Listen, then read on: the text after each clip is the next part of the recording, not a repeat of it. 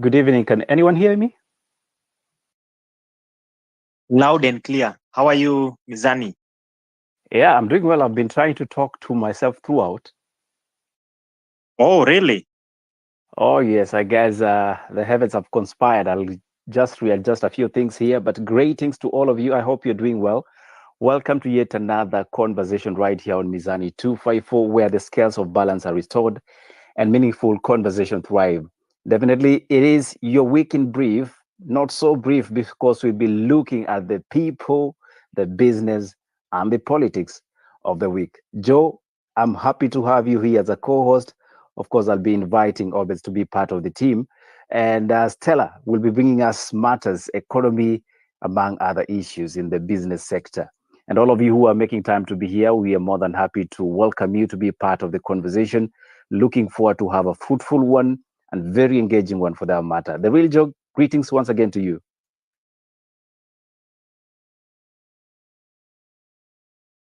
Thank you. Thank you very much, Obeds. I mean, it's a pleasure, always a pleasure having this conversation in this space, the Mizani space. There's no other space that uh, brings conversations that thrive. We are also happy to have a few faces. I can see Ayo. Welcome to the space. Stella, when you are up at a spike, welcome. Elvis, welcome to the space. I don't know. Let me give Obeds to give an opening remark. As I settle kidogo, then you can continue. Thank you, the real Joel. Thanks, Mizani, and everybody else. Ayo, nice to see you, Stella. As always, should I say Ata Apa? But that is being sexist, which is not good. Elvis, nice to see you, Marabu Stocks and Mkalimani. Welcome to the space. This one where just coming to offload and then just try to reflect on what has been the whole week that we've had, where we've learned a few spouses who've been given government jobs and why some people need to recuse themselves. We need to understand what became of the public participation on some of the bills that have been proposed. I'm glad that at least we were able to have our input today, despite the challenges that there was with the emails being flooded and probably servers having issues. Also, just generally, where are we in terms of the agitation that we have, conversations around IBC and what the US is thinking about, or you saw the American ambassador interacting with Marjan, the CEO for IBC. We know that there's a tussle going on in court. So quite a number of interesting conversations to have, just to reflect on what it is and which is the way forward for this country. So Eli and everybody else, looking forward to having interesting conversations, because it's just like sitting around the fire and having a conversation around issues going on in the country. So good to see everybody and welcome. Thank you. Thank you. Thank you very much, Obeds. Yeah, we have a lot to discuss today. There's a lot happening. Actually, I don't know whether we'll be able to discuss everything that's happening. We never have the opportunity to discuss everything, but we'll give it our best shot in discussing most of the topics that we have today lined up. I think Ella, you can guide us in the opening session of the space as we build up the momentum of the space.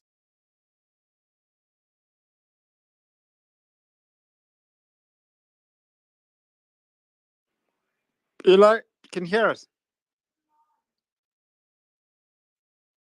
Eli? Okay. So, real Joe. Yes, pardon me, guys. I've been struggling a lot here trying to get things working. We're trying to stream also on TikTok, and I'm told I should have talked to Gen Z, but I'm not one of them.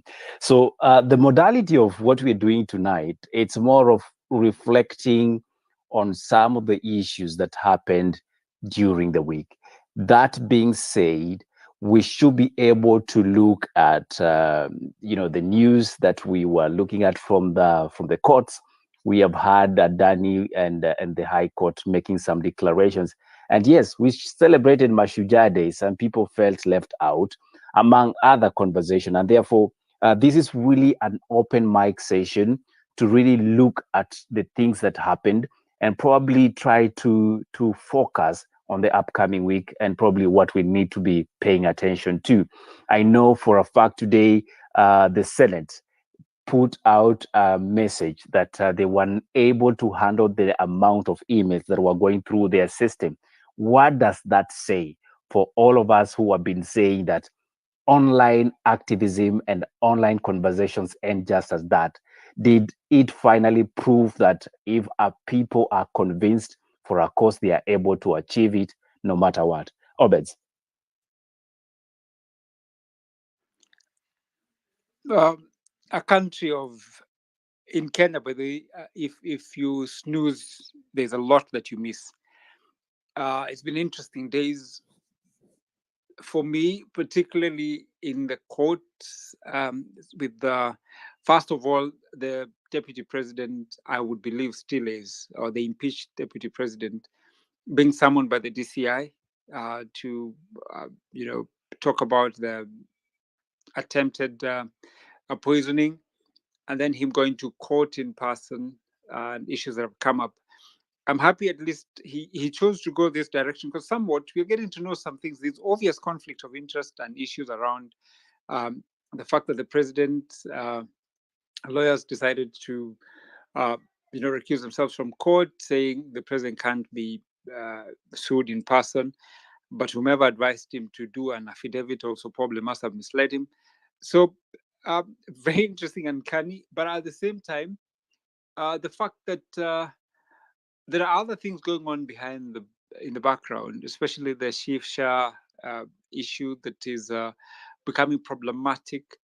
It took effect, and for this end month, for people who are employed, you'll see a reduction in your earnings by 2.75% of your gross, and that should bite a little bit more. And I hope it continues to do so, so that we can have many of us who are not happy and demand for better governance. Because I think some people are still comfortable, and the longer it bites, the better. I'm not being a sadist, but I think sometimes we probably need a good reason to be angry enough.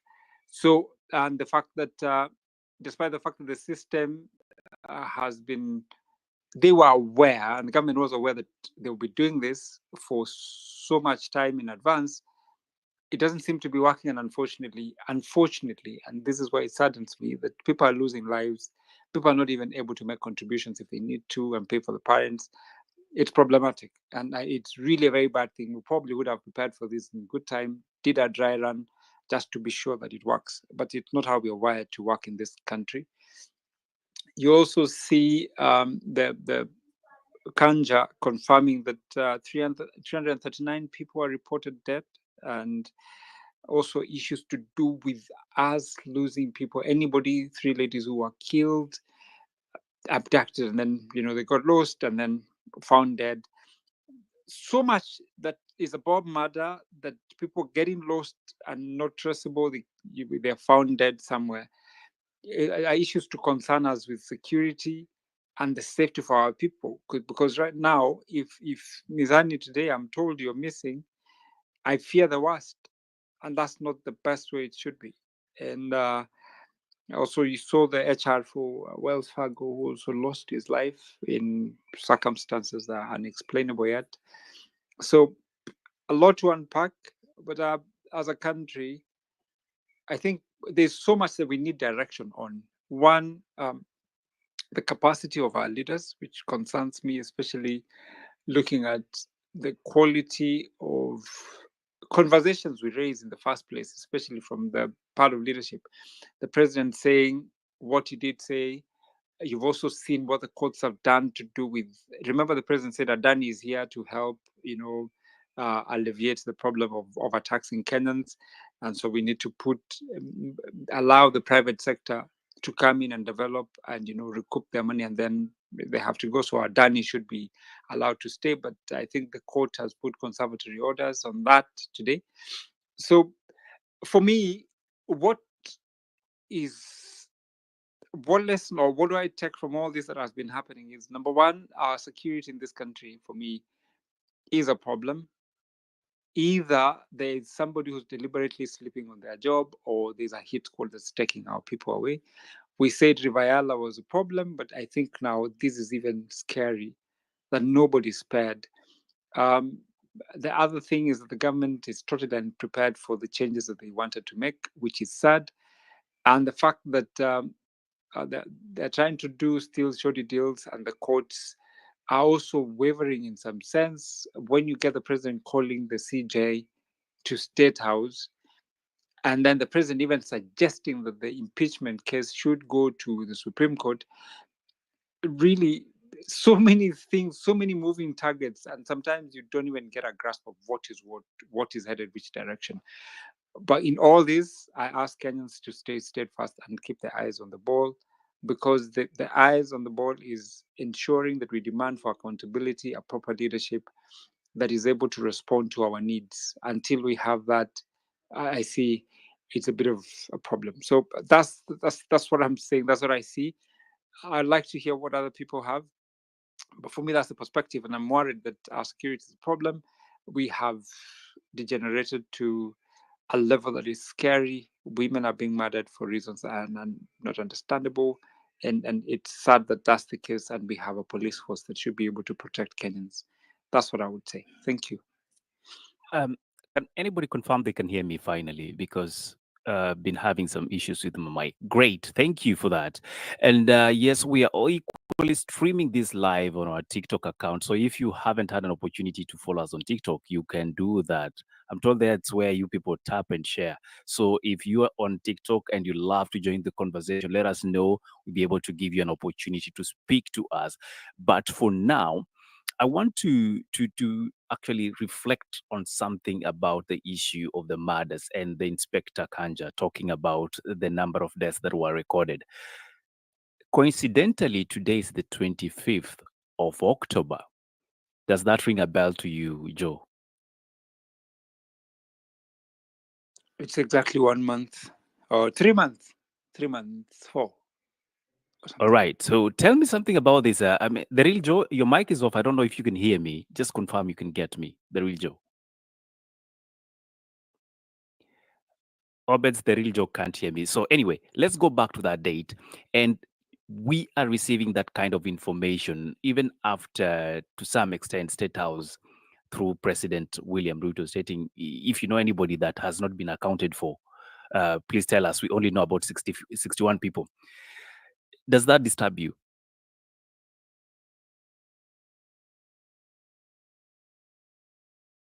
I would like more than 100% actually.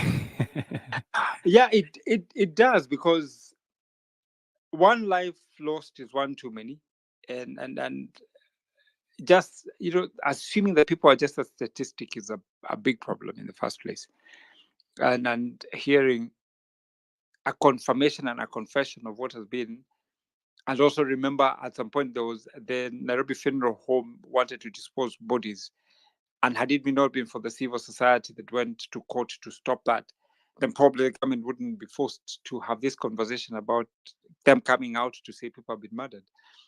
So that is problematic, because, though again, we also know the governments lie all the time. They don't tell the truth, because an admission now is an indictment and a confirmation of what people feared. Um, and that's why, even when I said, for me, the biggest problem that I have is our security is a big problem, despite having a police force and a system that should protect us.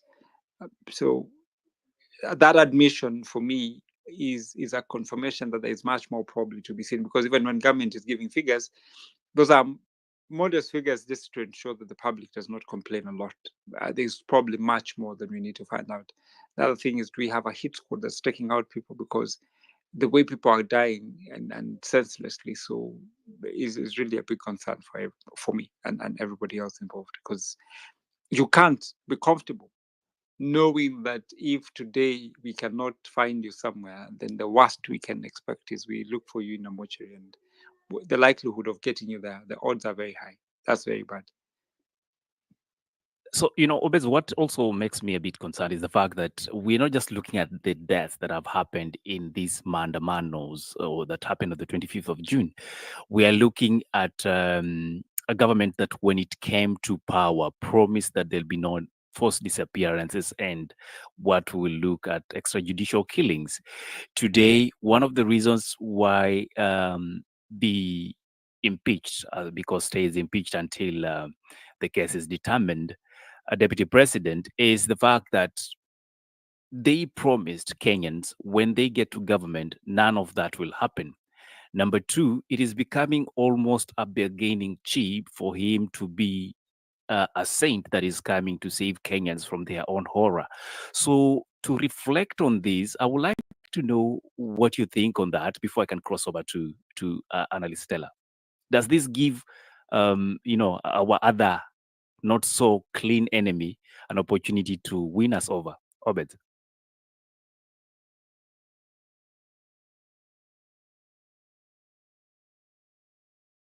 All right, Obed's mic is muted. Let's see. Stella, can you hear me? Good evening.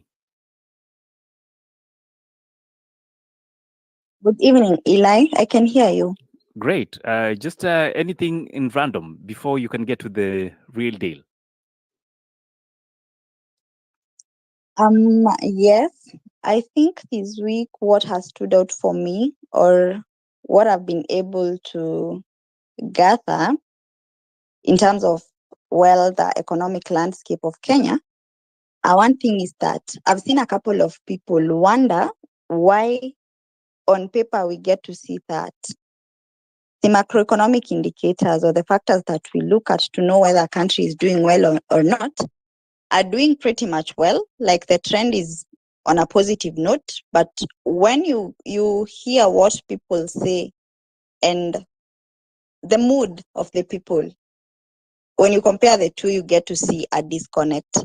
So that was my biggest note, or largest note this week, or significant note. And actually, I made a tweet about it on why I think that this is the case, where we get to see a disconnect between what is happening on paper and what the mood of the people is really.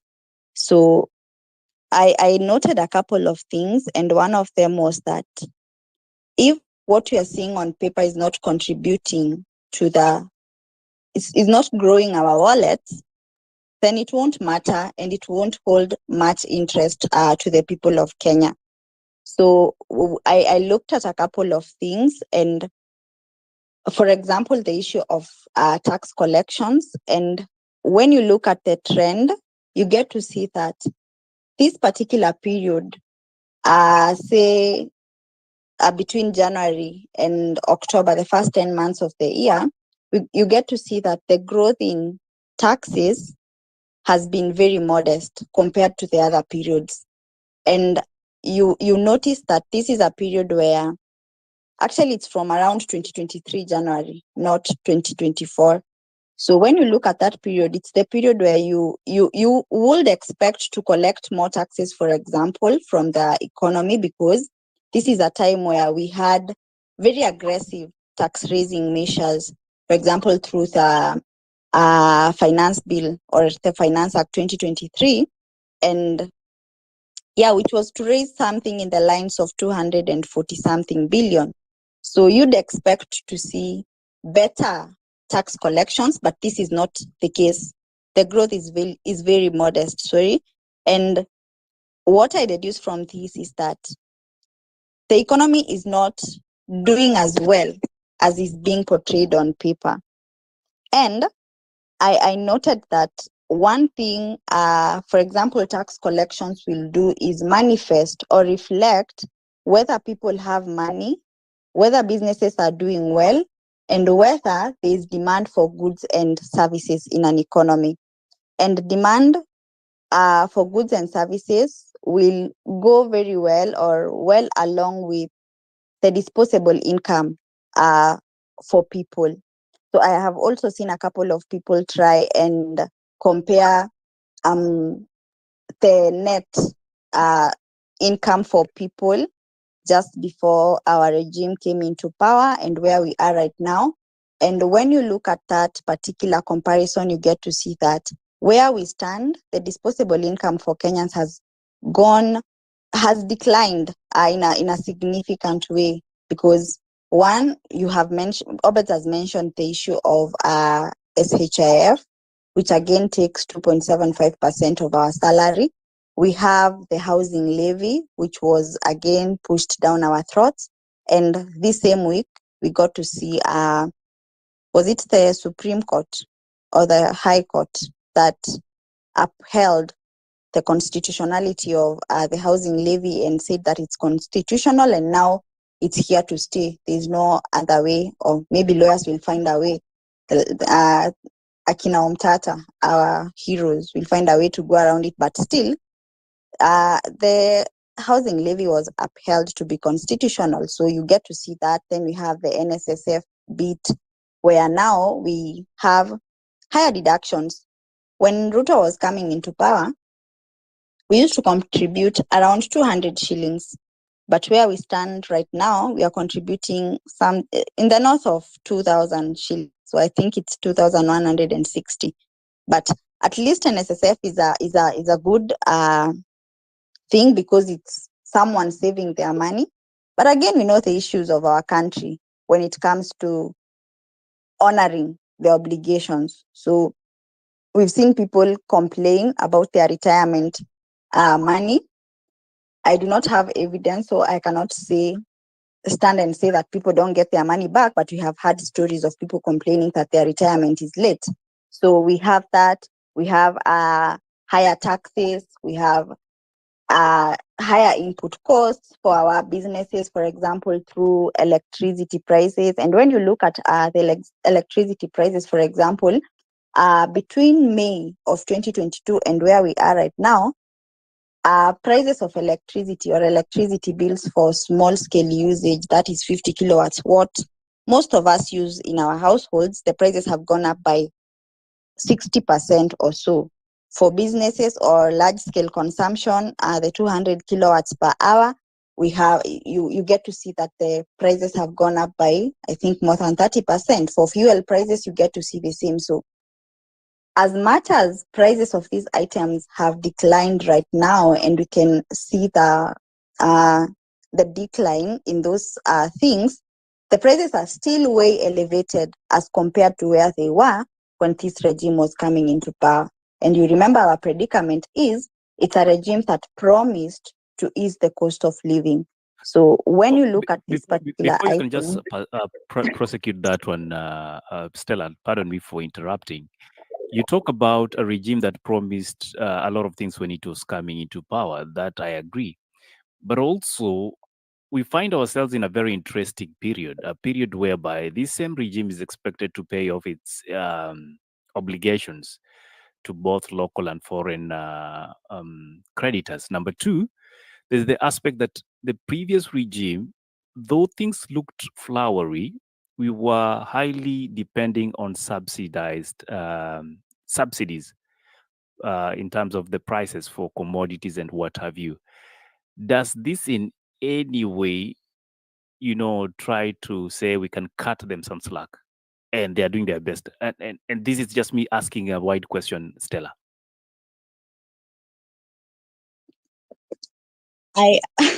you see, Eli, I remember the current regime, again, when it was coming to power, the issue of subsidies was one issue that they tried to fight a lot. And when you look through, for example, fuel prices and the document that EPRA usually publishes to show us where the prices will be, there's that item that they call price stabilization. So it kind of is a subsidy, because though they changed the name, it's there still, but it has been there all along. It was only removed in this month of October, and October to November fuel prices. So it has been there. We have been subsidizing or stabilizing, let me use the word that they use, stabilizing fuel prices, and for me that comes off as a subsidy, because if you're not letting the market determine the prices of fuel, for example, and you're using something to cushion consumers, that is somehow a subsidy. So I don't know how the Kenya Kwanza regime will defend themselves, but for me that is subsidy. And probably they'd say that this will not come from the exchequer as compared to the subsidy that the previous regime used to do, because they used to get money from the exchequer to subsidize fuel prices. This one comes from, it's part of the price. So it adds up to the amount that we get to buy fuel prices at. And you remember when you look at fuel prices, for example, for petrol, you get to see that slightly shy of half the price goes to taxes and levies. So these taxes and levies includes this price stabilization fee or money. So if this money was not used to stabilize the price of fuel, petrol, diesel or kerosene, sorry, then it would have gone to revenues. So again, it translate maybe to getting money from the exchequer, but not directly. So the exchequer, remember, is the revenues or the expenditure for the government. So I don't know, and I do not attribute the reduction of prices of fuel and electricity to the Kenya Kwanza regime, because this is it's a function of a stabilized Kenya shilling, or an appreciated the strength of the Kenya shillings. Because when if you remember well, when the prices of electricity and also fuel prices had gone very high, we would attribute the phenomenon to the Kenyan shilling as well as international fuel prices. When you look at those two items right now, you get to see that prices of crude oil or international prices, how do we call them? There's a name I can't remember. Have gone down. And I remember very well, 254 for life was complaining in one of our spaces and saying, not complaining really, but he was trying to say that fuel prices internationally have gone down, but we get to see very little downward adjustments of our local fuel prices. So I wouldn't attribute the performance of prices of fuel and electricity to the Kenya Kwanza regime. It's a function of markets. One, because the shilling appreciated against the dollar, but then we could argue and say that the Kenya Kwanza regime tried and what did they do? They bought back the Eurobond in February, which was one of the main factors that had led to the depreciation of the shilling because of the jitters on whether Kenya was going to default. So they bought back the Eurobond, and then they, what did they do? They improved the sentiment or investor confidence in the country, and that made the Kenya shilling appreciate or strengthen against the US dollar. So we could argue on that angle, but generally I wouldn't attribute that to them. So yeah, that would be my answer, Eli. You know, at one time we said that the kind of economy we run in this country, it's vibes and inshallah. That brings me to one of the publications that came from the Shah authority today, and Kenyans were having a ball at it. Actually, we said in one of our team meetings that in Kenya we are frequently on a marathon. Na hii ni marathon ya sprint, 100 kilometers per hour marathon. The real Joe, I don't know if you can hear me. I want to bring you into the conversation. Just give me 100% to assure me unanisikia. Otherwise, we throw you out. Great. Now, you have had an opportunity to look at that document. What do you make of it? Eli, that document just depicts a lot of arrogance from a government that is supposed to provide service. This government has been mandated by our constitution to provide service to the people. This same government claims to be bringing to life Article 43, giving Kenyans socio-economic rights by bringing in SHA. The same government arrogantly tells employers in this letter to go and seek information from KRA on tax relief. That is arrogance. That is not service delivery. Unlike what it should be, the government should provide service. SHA and KRA are government entities. They can easily coordinate government to government. They can transact government to government business and make it even seamless. In a situation where people are complaining about this SHA, you are still even making it worse. Where is service delivery in that? So that letter just depicts arrogance. And I really felt so bad when you shared that letter with me. And no, I don't know why you decided to give me that kind of news in the morning. It is just very, very, very, very bad, Eli. It is not something that should happen in a country with proper structures. That should not happen. That should happen maybe in, not to say that they don't have, but that should happen maybe in a country like Uganda, not Kenya. No, I don't accept that. That's something I totally disagree with. Kenyans are being taken for a ride. Kenyans are being taken for a ride. George, I don't know what I have just done for your wrong. information, Yes. on these spaces, we always want to have very good relationship with our friendly neighbors. So we think this can only happen in Kenya, not even in Uganda. It is happening in Kenya because that's where it's supposed to be happening. But let me get to the detail of that, what I call notice to all employers. And it's titled like clarification on statutory deductions on the gross salary under the Social Health Insurance Act 2023 and Regulations 2024. Reference is made to frequently asked questions affecting statutory deductions on gross salary / wage, among other concerns. Gazettement of the SHE regulations, the Social Health Insurance Act regulations were gazetted on 8th March 2024 via legal notice number 49. B, gross salary or wage. According to section 17(1) of the SHE regulations, a household whose income is derived from salaried employment shall pay a monthly statutory deduction contributions to the Social Health Insurance Fund at a rate of 2.75% of the gross salary or wage of the household by the 9th day of each month. Gross salary or wage for a household whose income is derived from salaried employment includes basic salary and allowance paid to an employee on a regular month basis as a salary or a wage. Now, the tax relief.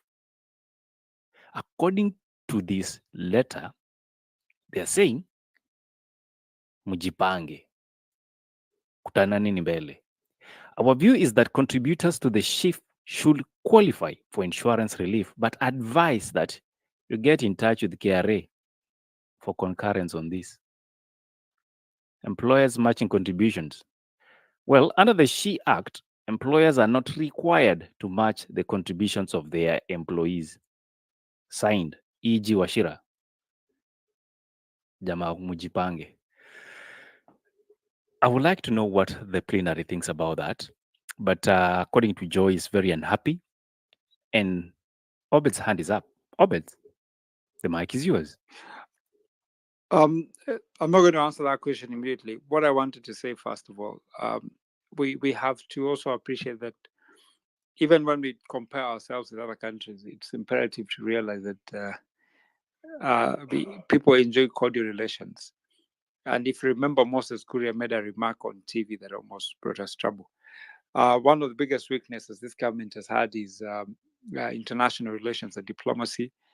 And it's been goof after goof from the onset.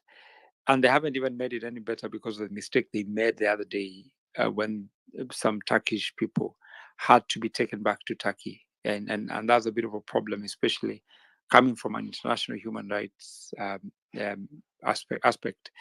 So, Joe, this is just as a matter of principle. It would be ideal that that is not, even when we make reference, probably in a positive way, yes, but not in a way that suggests that we are superior. Whilst we agree, some of these things are recorded, and the imposition or whatever that people make out of it to be a bit of a problem. That said, Eli, uh, we have a government and people who thrive in chaos and love chaos. The fact that government is telling you to go ask another government agency about something is first ill-informed, duplicitous, and disrespectful to the people that they're working for. But you also know that in chaos, that's how some people thrive. And I did say that if you put order, especially in Kenya, many people will be jobless. And that's as a matter of fact. Examples are the reason why we have issues with the immigration department, for instance, is that there are so many hands before you can even be able to get your documents properly. You need to grease so many palms sometimes, especially if you have an urgency or emergency to deal with something. But in this situation, we have a government that is aware that they've implemented a new um, um, health insurance scheme that has three aspects of it, and then the authority that is SHA is in charge of the three aspects, which is the chief, and you have the primary health, and then there's the emergency, something that's supposed to be dealt with. So when you tell employers, like, go figure, it is not even, that's not how government should communicate. But again, what do you expect from this government, which struggles as the most communications people, but rarely communicates anything sensible? Maybe the thing to do with too many cooks spoil the broth works perfectly as an example for this government. But and to also put into perspective why they have done what they have done, a lot of people are milking and trying to get as much as they can during these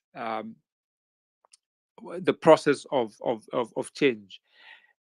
I would think in proper jurisdictions where people are organized and know what's supposed to be done, first have to to test, do a dry run, see how this would work, or a mock, to see how it would work out. I'm preparing good time because it's something they started way back, almost a year back. So being caught by surprise and then being rude to people is proof that this government is not in the business of service delivery, or looking at proper governance structures that work for everybody. And I also know that we are doing this intentionally for a while, and then we'll be saviors. All of a sudden, we'll have figured it out, and we will say it's now working because of the intervention that we have made from this particular place, and so the system functions. But I worry, because why would we want to create a problem than to solve it to look like we are savior, or we are genius? It is because of the problem that we have of wanting to, some of our egos being uh, you know flattered and puffed up a bit. So at some point, I think number one, or whomever is responsible, the leadership would say, this thing has to be fixed, and within a few days it'll be fixed. But what happened to us working with a proper uh, structure in terms of change management? Anybody who went to a management class knows too well that there's change. If you have change, it has to be managed. You have to tell people, this is where we are, this is where we want to be, and go and walk with the people through the process. I don't think we want to do that, and it's really that level of incompetence is what is being projected in the way that letter has been addressed. It is disrespectful, but that's what has been with the kind of leadership quality and caliber of people that we put in places that are supposed to be in charge. It's also unfortunate that the worst within our society are the ones who are in charge. And we've allowed that to be the case because the people who are the appointing authority, for some reason, believe in the rule of power that says everybody has a thumb screw. And because if you have a dirty record, or some issues, I'm capable of making it difficult for you. You have to sing, to the choir, do what's supposed to be done according to me. and it's easy to be blackmailed. So that informs the reason why probably we've had this kind of issue. But also, it goes back to the value system that we people espouse.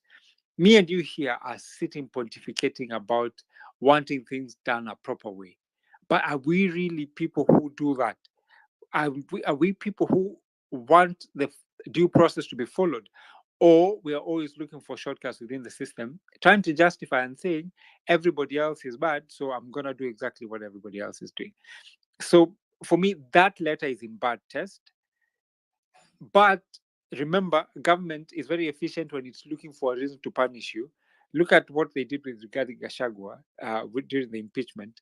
Government was super efficient. They convened parliament at the right time. Everything was ready. The memos were done in good time. Um, the gazette notices were done in good time. And, like clockwork, they finished late. Gazette notice was out in the morning. There was a president, communication saying this guy has been appointed and stuff and like that. So if government chooses to be efficient, it can be. It can get every information about if it wants. But because of the arrogance and belligerence, and also because some people thrive in chaos, they're happy to do that in the meantime, as they, in quotes, manage change. A lot of resources will be pilfered, and we'll say it was all in the process of trying to ensure that the system functions. And for that reason, maybe that can be written off and nobody will be taken, be asked to be accountable for it, which is rather sad.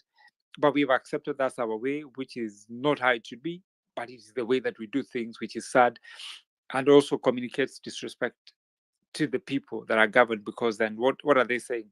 You guys do not understand what's going on and you're useless. So my apologies, Eli. But that's what it is. Exactly. And, I'm happy that we're discussing about this, and I would love to really get to extend this a little bit further before I bring you, Joe. Um, when we talk about change and trying to come up with bigger systems, there's one thing that is paramount, that you need to anticipate the kind of complications that will come, and any other, what I will call, backup system to cover for this deficiency that might be experienced. Having said that, there's this one Kenyan very big financial institution that decided they wanted to travel a little bit west and set up shop. So they did that, and the Kenyan style decided, on the eve of paying people their salaries, they're going to change the systems. They want to go very digital, and you need to have the systems that are in Nairobi processing the payments that are in this other country, in that very big republic. So what happened was, they decided to switch over, and the following day, the whole of the civil servant labor force was not paid. It was chaos, and these are people who they believe to get their money cash. So the banks will pay, and the civil servants will come and collect their money in cash and all that. What happened was, they had to make their employees of this now hosting country to actually stay overnight at the bank, trying to solve a problem, after refusing to listen to the explainer of why it was a bad idea to go ahead with that process, especially at that time where you have to pay the end of the year amounts, including the end month salaries. It took them a week to fix that mess, but it was a big one. So I want to go back to SHIF, which is my interest point. If you're here and you've been able to access these services, get your payment, kindly share with us your story. We would love to listen to you and get to understand. Probably some of us are just bickering over everything and anything that is happening in this country. So, Joe, before I invite you, I would like to have Stella mention something on this issue. Because, Stella, did we just wake up one morning and decided we have this interesting package called the SHA or the SHIF? And if so, what would you have done any different? That's an interesting question, Eli. But yeah, I think we began the issue of SHIF in 2023, if I'm not wrong, October. I think that was the month. So we had all this time to prepare. And one issue I always have with government agencies and ministries and departments is they have all the information that they need, because these people can access anything they want. They told us to shift from NHIF to SHIF. Those of us who refused to register on our own were moved by force. And then we had issues like them saying the automated system is not working, so they will go back. They will resume the manual system to make sure that services go on. So I'm glad that Obed has mentioned something on. This is something that the government would have done a dry run and be able to know whether it's something that will work. Because as I've said, they have all the information. Actually, they would have moved us slowly by slowly from January 2024. They would have moved us every day. Every day they look at one county, move those people in that county from NHIF to SHIF, slowly by slowly, so that when we get to launching or starting or moving wholly from NHIF to SHIF, then there will be no issues of forcing people and telling them to register. Or I had someone, I don't know whether it was true, someone saying that they didn't put dependents where we were supposed to put children, and the next day when they looked at their account or their portal, they found that they had been assigned children. So I am not sure about it, but they would have done it. They have all the information that they needed. So on the issue of tax relief, it's very clear that the NHIF contributions are subject or are eligible for a 15% tax relief with a cap of 5,000 per month or 60,000 annually. So the government knows this. And SHIF is government, KRA is government, as Obed has said. So the government is telling us, you people and employers, ask the government. So the government is telling us to ask the government what is supposed to happen in terms of the tax relief. So I share in the same surprise, or I'm amazed in the same way that the government in its capacity is able or would find it in their obligations to just tell us to go and look for information ourselves, yet they're the ones who brought we were okay with NHIF.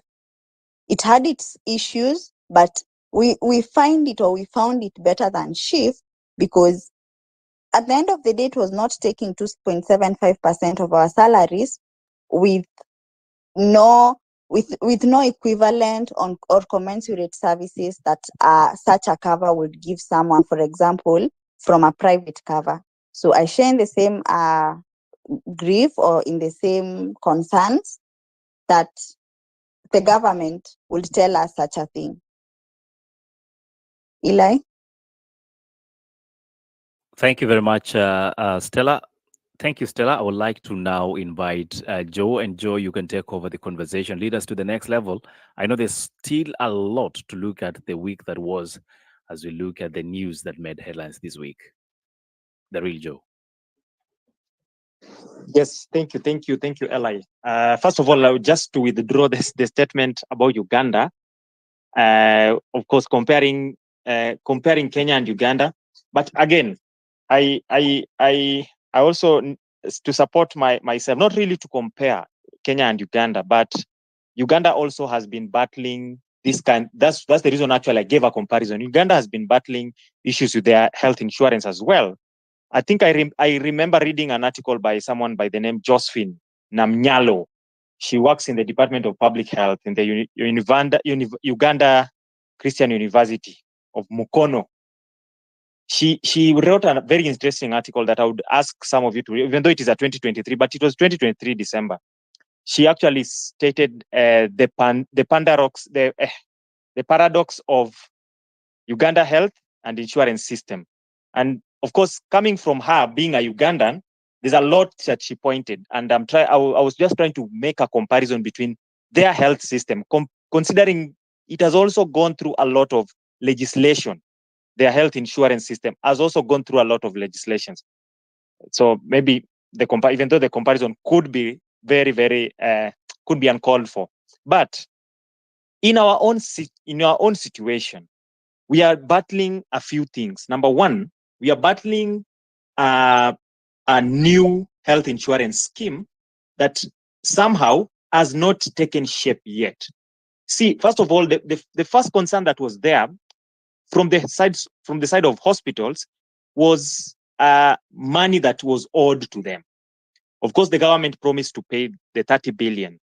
And I think the first week of August, they had made about 1.5 billion payment to the hospitals. I think they were just trying to sustain these hospitals. But that's not even the problem. The problem now comes to the system that is now supposed to run this scheme. The popular system that costed taxpayers 104 billion. My concern is, had the government opted to upgrade NHIF systems, it would have costed them 700 million. So they would have saved about 304 million. That's the first concern. Second concern, hospitals have been struggling with this new system, and some of them even opted to process patients manually. Some of them opted to revert back to the old NHIF. So things don't seem to be working. And in the middle of all this, then we saw the letter that we had in the morning, and that's a concern. That's a concern, and that's actually a big concern. It means that a very huge percentage of Kenyans right now are not enjoying Article 43, are not enjoying their social economic rights, which requires them to have, and the Constitution uses the word high standards of healthcare. So this is something that Kenyans are not enjoying right now, and it is quite a concern. So as we progress with the conversation, where are we getting all this wrong? Because Chief comes with the legislation with the intent to bring to life, and that's actually the statement that we are given by Ministry of Health, that Chief comes to bring to life Article 43, something that we've been trying to talk about, universal health coverage. But there are things that we need to also ask ourselves. Do we really understand the cost of service? And this service is health as a service. Do we really understand that in our country? This is something that we need to understand when trying to address some of these issues when it comes to health insurance, because it beats logic, because we're trying to achieve universal health coverage. So that and of course we cannot put the health insurance together with infrastructural developments in the health ministry in terms of having hospitals, having facilities. Those are supposed to be budgeted for elsewhere. The insurance is supposed now to cover the actual service that Kenyans are getting. So right now there is no insurance that is actually working. We used to have the old insurance. So my question would be, these faults that were there with the old insurance scheme, how could have they been rectified? Because there's already a budget that was there of about 700 million that would have been used to upgrade that. If the government would have opted for that, they opted for a new system. When you're introducing such kind of systems, it is supposed to be progressive, in my own view. But this is my personal view. It is supposed to be progressive in nature, more so dealing with matters health. Because I'll tell you, there are people who, several Kenyans, complaints from, I saw a video of a very old mzee crying, literally, that he's not able to get service. And this is wrong. That means his rights have been infringed. So with the aim of bringing these rights to life, you are infringing the same rights. So that is a concern. I want to bring in a new speaker so that, but I'm seeing Obed, your hand is up. Obed, I'll give you the mic. Yep. I won't take long, and then we'd have Marabu Strokes speak. You know, when you talk about what the government is up to, you realize that we have a culture in this country that every successive government has a pet project to work with. There was a Big Four agenda in the previous regime. The others had another one. So everybody comes up with something. And you know why they do that? We don't have a blueprint and saying Kenya needs, we had Vision 2030. Probably everybody else should be, you know, plugging into that Vision 2030, improving and ensuring that by 2030, this is where we should be as we had projected. But we threw that out of the window. And now every person, because in Kenya, in procurement, we lose a lot of resources. It's why somebody has come and said NHIF is not working. We need to come up with a new system that works a certain way. Remember, they need to procure people who will implement the new system and the new structures, do the migration and all that. Why do we like this? Chaos again, people eat.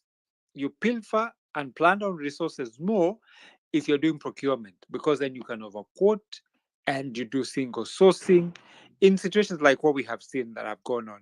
So for me here, it's not the interest of Kenyans and bringing Article 43 into Article 3 of the Constitution, into reality, but more about what are people making out of um, procurement. And let's not act like we're new in Jerusalem. Kenyans, we do know that the biggest and Achilles heel that we have in this country is corruption. How is it manifest in new projects or in new, changing systems? We are fastidious and really excited in coming up with new things every time, so that we create. How do I even explain it? It's just a fetish. It's a fetishized thing that we enjoy in the name of trying to do something and changing and creating. We are stealing. And I think I like how Ekuru Accord puts it. It's not even corruption, it's theft that we enjoy. And that is why nothing seems to work in government. And unfortunately, for repeatedly, and I've said this, I think, even in these forums, that when you go to a public hospital in this country, you go there to die. Then you're telling us the system that you come up with is more equitable, that you can go to any hospital, whether you have money or not. But what they don't tell us is that if you go to Nairobi Hospital, for instance, the difference between the cost of treatment and what you have on your cover is going to be borne by you. And that's not what we envision. If that's what we're really talking about, Article 3 of the Constitution, then it's a fallacy. It's never going to happen, because it's just going to be more difficult for people to access services. How do we remedy that? God knows how. Court does not look like it's willing to help us, but you can also understand why, because those who are responsible or people who have positions are pushing the judiciary. Already Parliament is captured, and so the target now is the judiciary, and that is slowly working, because every other time we want to implement something or push something, we summon the CJ. What happens next? You'll see conservatory orders, and after a while, things go away. Then you see using the investigation arm of government, using saying, oh, there's no evidence, and now we need to withdraw this. It is sad, but that's the reality we're dealing with. And so for me, the fetish we have of consistently coming up with a new project, a new pet subject. Remember, Kibaki had Anglo-leasing, Uhuru had Big Four agenda. Now this bottom up have the chief and the Shah, and they have the housing. Always doing these things just to steal. Marabu stocks. Actually, when Marabooks, when you're coming in, I want to ask you a question. I mean, we are talking about the other side, the negations in this shisha. I want to ask you, in your own opinion, do you see any benefits that this new health insurance scheme, does it have any good in it? Any good? any good that you know of so far? Tell us. Greetings, Joe, Obed, Mizani, Analyst Stella, everybody else. I hope you're doing well. I see a lot of benefits. In fact, it's very good. It's a very good system. I like it. It has a lot of benefits to the ruling class, But if you're not a member of that class, then I'm sorry for you. The benefits are not meant for you.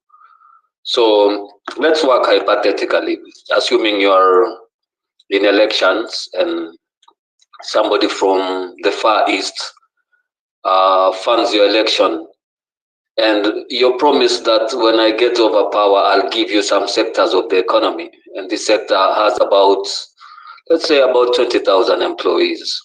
So what we know about foreigners, especially the ones from those sides of the Indian Ocean, they don't like paying some of these things like NHIF, like social welfare. They don't like doing these things. So the first thing that you would want to do for this person is to ensure that you bring up a system whereby they don't have to pay for their employees. So for instance, if this person was taking over an electric utility or was taking over an airport, hypothetically, they wouldn't have to pay all these expensive medical care services for their employees. So sometimes when you look at the laws that you're making in Kenya, it seems like they're making laws tailor-made specifically to suit some certain people. So it's not even an issue of these days. When I look at what Kenyans are doing, I look, who is it for? Who is it meant for? Right? And those people are the ones who benefit largely. It's very sad that a part of the laws in our constitution is that politicians and civil servants are not supposed to engage in economic activities. However, you find that the biggest entrepreneurs in Kenya are the politicians. So when it comes to farming, you find that this politician will give you fake fertilizer so that he can hog the good fertilizer for himself, despite the fact that this, right? So the competition between the ruling class, the politicians, and the people like myself who are doing business is what now becomes the biggest challenge, because the only person who can benefit by not paying SHIF or SHA for his employees is this foreigner who's setting up a very big takeover in Kenya. That's the only person who has anything to benefit from it. And remember that anytime there is a commotion when you're changing a system, NHIF wasn't perfect, but better the devil and whoever made NHIF scandalous are the same politicians. You remember when we were telling them that you cannot take money, pensioners' money, and go and build houses with it for the NSSF? And they went ahead and took the pensioners' money and went and built houses. All of a sudden, they come and tell us that the market prices have bottomed out and all these other excuses that don't even make sense. But the question was, who told you to take this money and go invest it? When I put there my money and I'm saying I'm going to collect it when I'm retiring, I don't want you to invest it for me. Just put it in a wealth management fixed account for 30 years and wait for me to retire. But the government will say, no, I know what I'm doing. I will invest this money in a certain scheme. And that's how they make money. This organization, a president of the United States said that conflict, I think it was Roosevelt, said that conflict is the most profitable venture for a capitalist. And that's why they create conflict, not just in the streets, but also in the system itself. If you look at the number of changes that are being brought by the KK administration, you can't keep up. You can't keep up with the changes that they are making. It's like every day they wake up, it's just shooting a change. Right now we have Marabooks. Allow me to take you back a bit. You said I heard you say that this scheme is only advantageous to the privileged. I think you tried to insinuate that, right? Right, right. So let me ask you, this bill plans to allocate resources to cover emergency and chronic care. Doesn't that not bring relief? I mean, is that not an advantage? Have you seen how much they're going to spend on chronic care, especially cancer? You're going to be treated once a year. Do you imagine telling a cancer patient to choose the time in a year when the disease is going to strike? Come on, let's be serious, man. The emergency, the money that they've put on emergency, you're paying a monthly installment of 7,000, and you're going to get 2,400 for outpatient. Does that make sense to you? Is that somebody who cares for you? That's absolutely true. That's absolutely true. But let me ask you. Huh? So for the emergency and chronic, we are both in agreement that that's not even relief in itself, as they try to purport. So that's not relief. We are both in agreement to that. But let me ask you. It proposes to allocate resources to primary healthcare, and we know how significant primary healthcare is. Again, NHIF was hospital centric and only had the privilege, the expensive tertiary and secondary care. But now with SHIF, we'll have money allocated to primary healthcare. Is this not an advantage? How is these things are advantages on paper. Right now, they haven't even designated the hospitals that are going to offer these primary services. So you don't even know which facility to go to, right? And then they haven't even communicated. But if you check the health.go.ke website, I think primary healthcare covers about 90%. Okay, again on paper, I'm just trying to bring some conversation here. Primary healthcare is purportedly covering 90% of the population's health needs. So when resources are channeled to this primary healthcare, isn't that not significant? What is your concern about these resources being allocated to primary healthcare, which can cover up to 90% of the entire population health needs? Yes, but look, primary healthcare, first of all, the mischief is that it is usually the least severe cases and most likely the cheapest. So what they've done is deal with the non-basic cheapest stuff, which could be offered in clinics if they run clinics well and healthcare facilities, and they could concentrate on the chronic illnesses and tertiary health. But primary health was not, a health worker can tackle these things, right?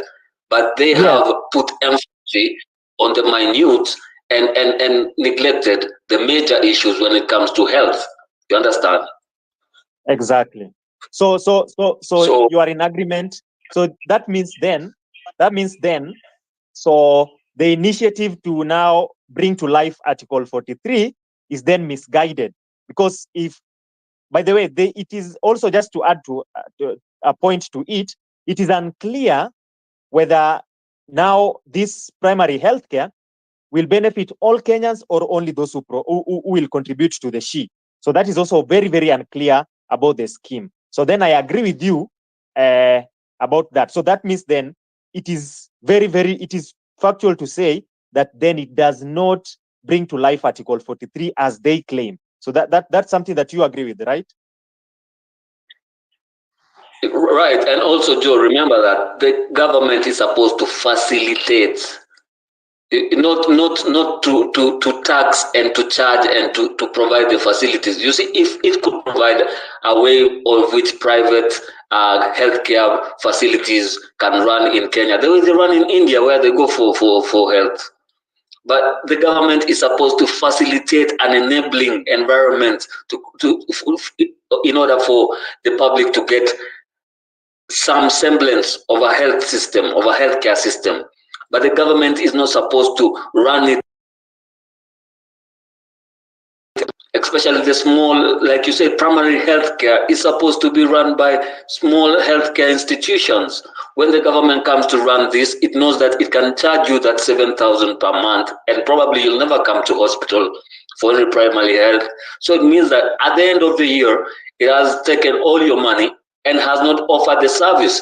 And then when it comes to the critical health issues, it gives you once a year. So what are they saying? They're just skimming you your money. So as much as you want services, there is a mischief behind it. Yes, you're serving 80% of the population on the basics, but you're neglecting 80% of the population on the most critical issues of healthcare. And that's where the mischief is. While doing this, you're charging the most. You're charging more than any. Our healthcare system. Yourself, why?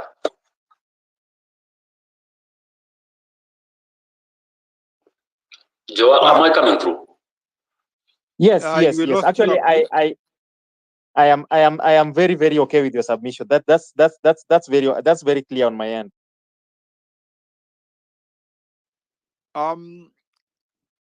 Marabu, I don't know. We lost you at some point. Can you hear us? Joe, I would like to probably just put into perspective, maybe the argument of the government, and hypothetically so, the argument would be that if we fund more primary healthcare and people are well taken care of at that level, then hypothetically we don't have to deal with the more serious issues because they will have been arrested in good time at the primary level. But then I wonder, we also have the critical and emergencies, critical, health problems that need to be dealt with, and so that's why we have a fund specifically for that. So maybe in their logic, they feel this is the best way to do it. However, again, as we see, there's so much that's unclear. Even the people in charge of this are not able to explain exactly what should be. Probably trying to progress the conversation and get into understanding. Obed, maybe if I may say, okay, make your submission. let me say this. Let me say this, Obed. Feel free. Primary healthcare is imperative for the healthcare of a nation. However, as Kenyans right now, in the economy that we are in, we need value for money. You cannot charge me in terms of healthcare. So as much as I appreciate the effort to bring in the primary, I look at the value that I'm paying. What is to stop me from going to Britain and getting myself a life insurance cover, which is less, me more services than what the government is giving me? So as much as we want to emphasize on the primary healthcare, saying that it is going to prevent other severe diseases, we have to look at the cost. And the cost that the government of Kenya is proposing is preposterous. It's not even feasible for the society to handle the cost that they are proposing. So as much as we would drive into a primary care system, we would also use a primary care giver.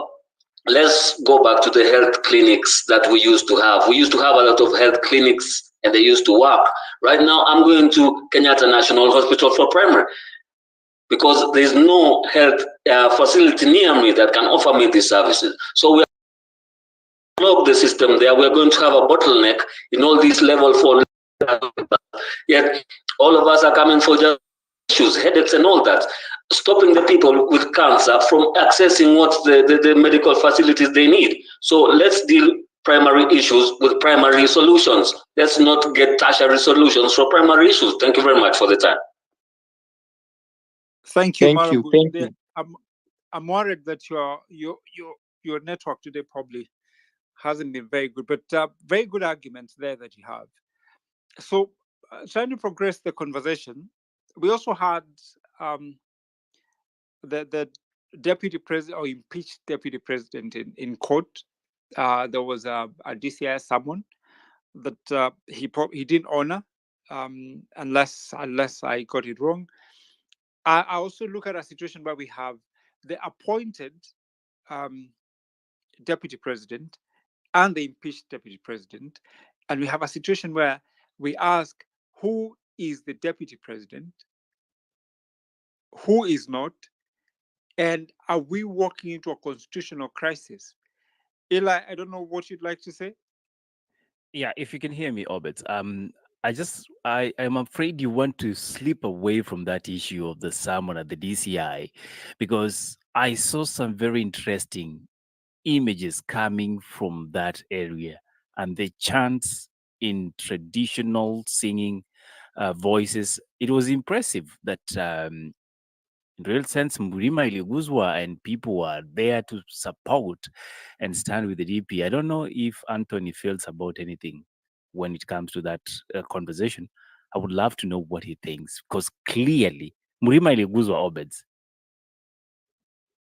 Yeah, it did. It did. But the question and the point I have, and I argue on, is that we clearly we have demarcated ourselves and probably gone back to the tribal problems that we've had before. And that's where I was headed to.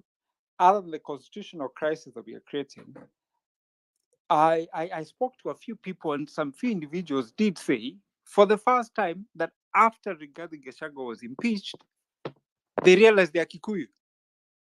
I And that wouldn't for me call doesn't that. sound very good. I wouldn't call that yet a constitutional crisis. I am Hear me looking out. at that as a Hear me out. political staged me out. crisis. Hear me out. And this is what we need to ask, because we have a substantive, we have a deputy president who is appointed, and we do have one who is impeached. As it is, the Senate impeachment has been stayed by some court orders. And despite what has been going on, I think Rigathi Gachagua is still the deputy president, because Kindiki hasn't been sworn in. However, as you also mentioned, we've talked and touched something about the people of the mountain that is now realizing, in quotes, our son is being targeted. And maybe there's an argument and a validity to that argument that, yes, he might not be the best, but how he's been handled has not been the best way. I think I would like to hear what people think, and I will start Anthony, and then we go to Hunter. You know, when Eli was talking, I was laughing because he says, I don't know what Anthony thinks. To be very honest, I think he's spot on. This is a manufactured crisis. There are things that I've learned to listen to. I think with Ruto, you really have to be keen with the optics. He's very good at optics. So today, Ruto was in Turkana. This Governor Sanks spoke, and I listened to him very carefully. Do you know what he said? He said that in that meeting, Kahiga was there. And he said, Kahiga, governor wa Deputy President Gachagua ako hapa. Na Kindiki ako hapa. Na rais ako hapa. Kwa hivyo sisi wote tumerudi nyumbani. Okay? Now, don't forget, politics is about poetry. You govern with poetry. You govern with poetry, but you do something else with, I've forgotten the lingo about it. But now that was the poetry. Now, Sang is just not anyone. Sang is very close. You campaign in prose and you govern in poetry. Thank you. Now, today I was listening to the poetry today just hit me. Okay. Now, who is Sang? Who is this person saying this? He's one of the president's lieutenants. So what Ruto cannot say, either when you want something really stupid said, he sends Sudi. Okay, that's when you want stupidity. You know, when he wants to measure people, how people can get off. That's his Sudi's work. You know, I would equate Sudi to the mongrel if we are talking about dogs. But when he wants to assert something strong, I would ask Anthony. Yes. Anthony, sorry. Anthony, I take it back. my apologies. I will hold you to that, and I would not let it go, because much as we are not happy, let us have respect. Yes, for sorry. He's a leader. Yes. Whatever he is, I think we don't I need to forgot. be derogatory in any I way. forgot. Sorry. It's okay. Thank you. You know, I was giving the hierarchy of, I'm a dog lover, so there's a hierarchy. I I forgot take I it was on Mizani. I forgot I was on Mizani. So when Cheregai when Sang speaks, Sang is a lawyer, so he tends to talk about the strategic positioning of the president. So what else did I notice this week? That the deputy president stopped going to the court hearings. So he has stopped the poetry also. Okay, he has also stopped it. He's no longer going there, it's only his lawyers. There's a lot of back room. There's a lot of meetings behind the tent. So when I saw Kahiga there, Kahiga is the go-to guy when you want to meet the deputy president. So it means there was a discussion happening as the Turkana people were doing their festival. Kahiga was not there by mistake. He was there by invitation. He was an emissary. He had a message for the president. And the president also had a message for the deputy president. So there's a lot of meetings because I believe Ruto has figured out one thing. One, this thing is going to play out until to the Supreme Court. But then I asked myself, who was appointed the presumptive deputy president? It is Kindiki Kithure, a celebrated lawyer. So what I expected, if Kindiki knew this, he was going to get this position, he would have advised the president. Don't forget, Kindiki represented the president in Hague. So he would have told the president, this is what is required for me to take over this seat constitutionally. But Kindiki has not resigned. He still holds the CS position. So there are some mistakes Ruto cannot make. You know, if he knew he wanted Kindiki, he would have asked Kindiki to step down so that Kindiki meets the qualification of 3 months without a CS. He belongs now to a political party. Kindiki would have been prepared. So why isn't Kindiki preparing himself to be deputy president? Why aren't we seeing, certain dignitaries meeting him? Guys, come on. This thing is manufactured. I agree with you. Allow me these obeds to ask Anthony a question, and not really trumpeteer for the what I will call the political minions, but are you trying to say this happened because it was manufactured, like we put it, but do we also have a conviction that there was an assumption it was going to be an ease pushover and possibly, restructure the political conversation? Because my thinking is we will have the impeachment happen.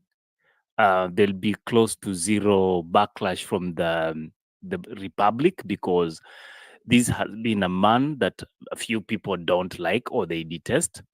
Number two, appoint Kindiki. It will be seamless because the judiciary will flow with, and even if they object, it will be just a matter of hours and then we have it. Sometimes I take easy on government bloggers and what they say.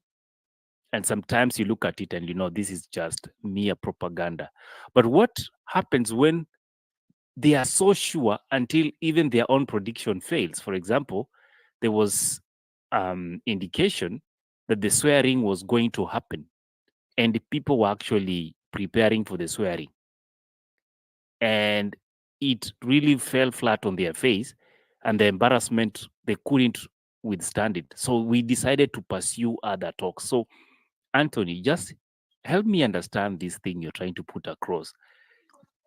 So Was it just a mistake, or was an assumption it was is not a going to script. go that far? It is a script.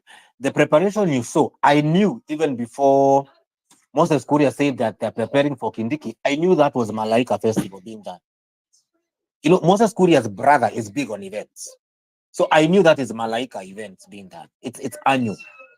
But what did Moses Kuria say? He typed that they are doing it, preparing for Kindiki's inauguration. Surely Jalango is preparing for Kindiki's inauguration. It's supposed to be a military function, not Jalango, some Kikuyu musicians who are really taking charge, and Bill Spokes, the fashion guy. Those are not people you see when they are preparing for an occasion as big as the swearing in of the deputy president. There will be things I look at. You will see foreign dignitaries, ambassadors. You see them a heavy military presence. Okay, because the military takes care of presidential events, and there's a ministry. I think it's Interior. So when I didn't My say question that, is, Anthony, I know question that. Anthony, is, Eli, oh, okay, there are too allow many me. questions. Go ahead. Anthony, assuming that your theory, let's assume that your theory is right, that it's all optics and this is choreographed. What is this meant to achieve, and where does this leave the public, partly politically, and the cost of time lost in doing all these shenanigans? What's the benefit? Now, you see, there was always the biggest question: who got the votes from Mount Kenya for the Gema vote? Let me call it Gema. That is Kamba, Kikuyu, the entire Gema block. Who got it? Was it Ruto who got it and Gachagua had no part in it? So Ruto needs to understand that mathematics going into the next elections. Why? Because he wants to change the narrative by having, he had already signaled that he wants a female deputy president. Okay? So that as he transitions, Ruto will always play a game in the future. So as he transitions, he will be the first African president in Kenya to bring in a female into the hierarchy. I disagree. Okay, now let I me just disagree finish. respectively. Okay, so yeah, so there was With always that, that argument. President Let me Ruto just will never, and I'm willing to bet on this, he will never choose a female running mate for obvious reasons. Unfortunately, we all know our president is a male chauvinist. Mm, so there was a question of who controls the Mount Kenya vote, and that argument was there. And Gachagua was like, "I'm the one who got you the vote. I lobbied for you." And Ruto's team was like, "You lobbied nothing. We had it even before you." So to measure that, Ruto had to attack Gachagua to see how Mount Kenya will react. And the reaction he got is Mount Kenya coalesced around Gachagua. If you go to weddings today, we are playing those traditional songs of showing people you don't joke with the gamer people. We unite when we need to. So now he already understands that Mount Kenya will go with their side. I can assure you, the court process will go on, but there will be a But handshake but between Onyinye and Ruto, and it will not go Anthony, more than 2 weeks Anthony, from now. get me here. Anthony, get me here. Was there any doubt that if by any chance Gachagua has any conflict or issue with the president, that the people of Mount Kenya would side with him? Was that ever in dispute? Because as we know in Kenya, remember when um and history is replete with a lot of information in this sense.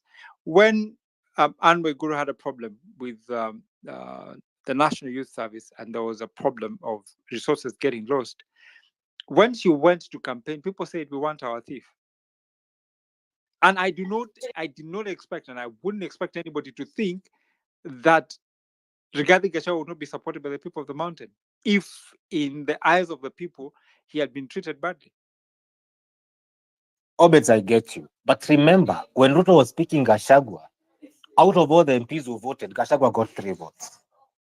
So the MPs, the Ishum was the young tax of Mount Kenya, were always on Ruto's coat telling him Gachagua has no say in Mount Kenya. Ishungwa does not campaign. He has never campaigned to be re-elected. He doesn't even do a campaign. Nyoro doesn't even hit the ground. So these were the people who were trying to show the president we wield more say in our respective constituencies than Gachagua. Okay, and Gachagua had to flex. So instead of Ruto listening to both arguments, he set the ground for the flex. Meaning he did, what is it called? A referendum on who is powerful. And Gachagua won. And you will watch. Then the Nyoro did a very tactical retreat immediately that referendum started. Immediately he understood that people of Moranga are behind Gachagua, not him. He went mute. The other person who felt he still had clout was the Shomwa. So much so, he led the onslaught in parliament. But after that ended, you will not even see him say, by Thursday we shall have a defeat. No. Because even his own backyard showed him, you know what, boss? We are with the old man, we are with Gachagua. So you are seeing these young MPs now understand that.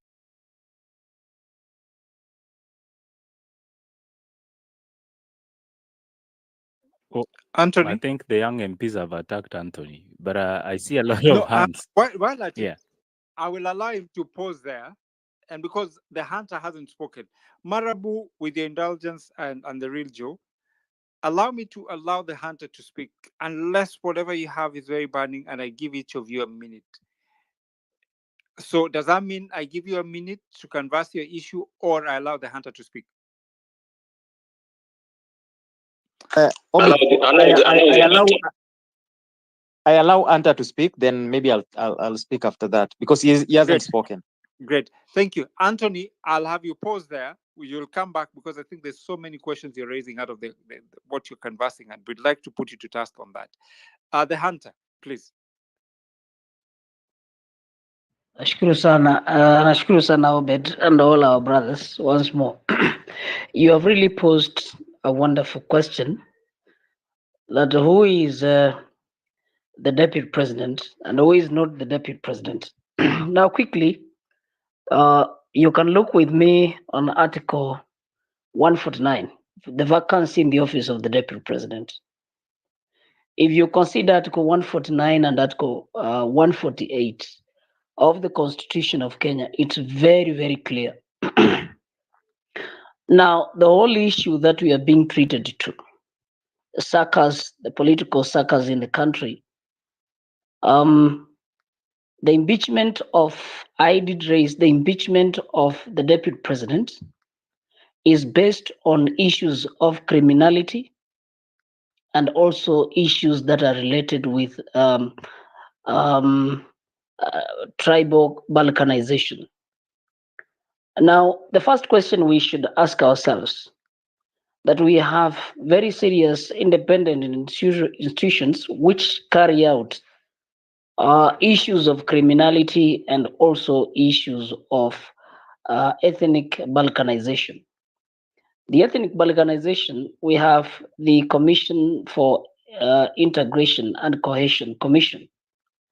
First, we have not seen any report, any summons from the same institution to the deputy president so that it can be the first part of the report of the basis to enact or possibly to allege the deputy president of being involved in ethnic balkanization. Two, we have the DCI, which carries out criminal investigations, including the story of the deputy president supporting the GNCs during the demonstrations.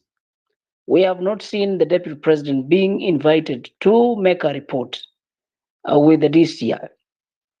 We have the Ethics and Anti-Corruption Commission, which is involved in carrying out investigations into economic crimes.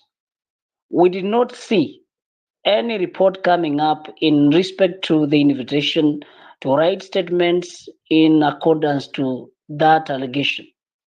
We have NIS, which is involved with both national security and along the boundaries and inter or across the continents.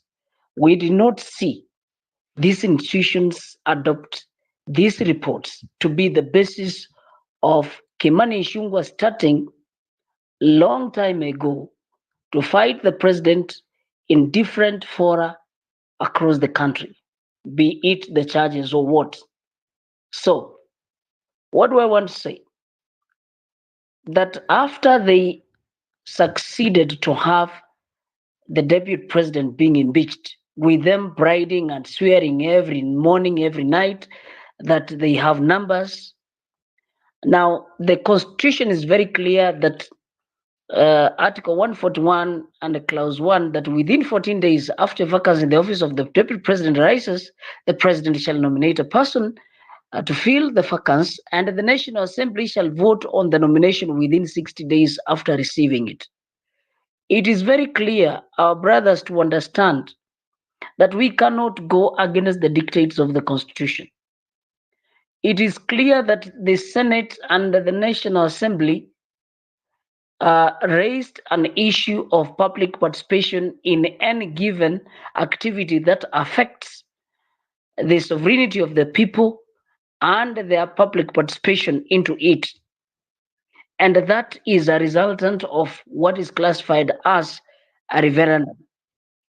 Now, today, when the deputy president was impeached, what did we see? After the impeachment that lasted very few hours, to 12 midnight.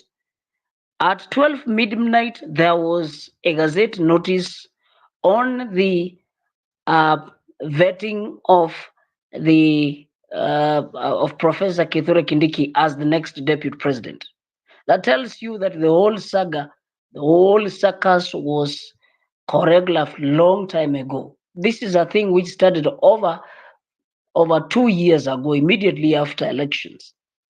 Why it is not constitutionally normal to see the deputy president being impeached, and that very night, because the provision is that within 14 days, that is when the vacancy has been created in that office, that duration is so wide that it should give these people good time to meditate, intrude across all the communities and establish the very person who is supposed to take up this position.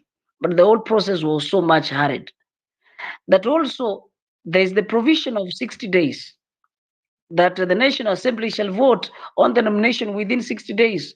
So the National Assembly, after Ruto nominating Kindiki, the following day there was the vetting process of Kithure Kindiki, and so he was to be sworn in. Now, what does Article 148 say? It is also very, very clear. Article 48 that each candidate in a presidential election shall nominate a person who is qualified for a nomination for election as president as a candidate for deputy president. Clause 2 proposes that there shall be no separate nomination process for the deputy president, and Article 137(1)(d) shall not apply to a candidate for a deputy president.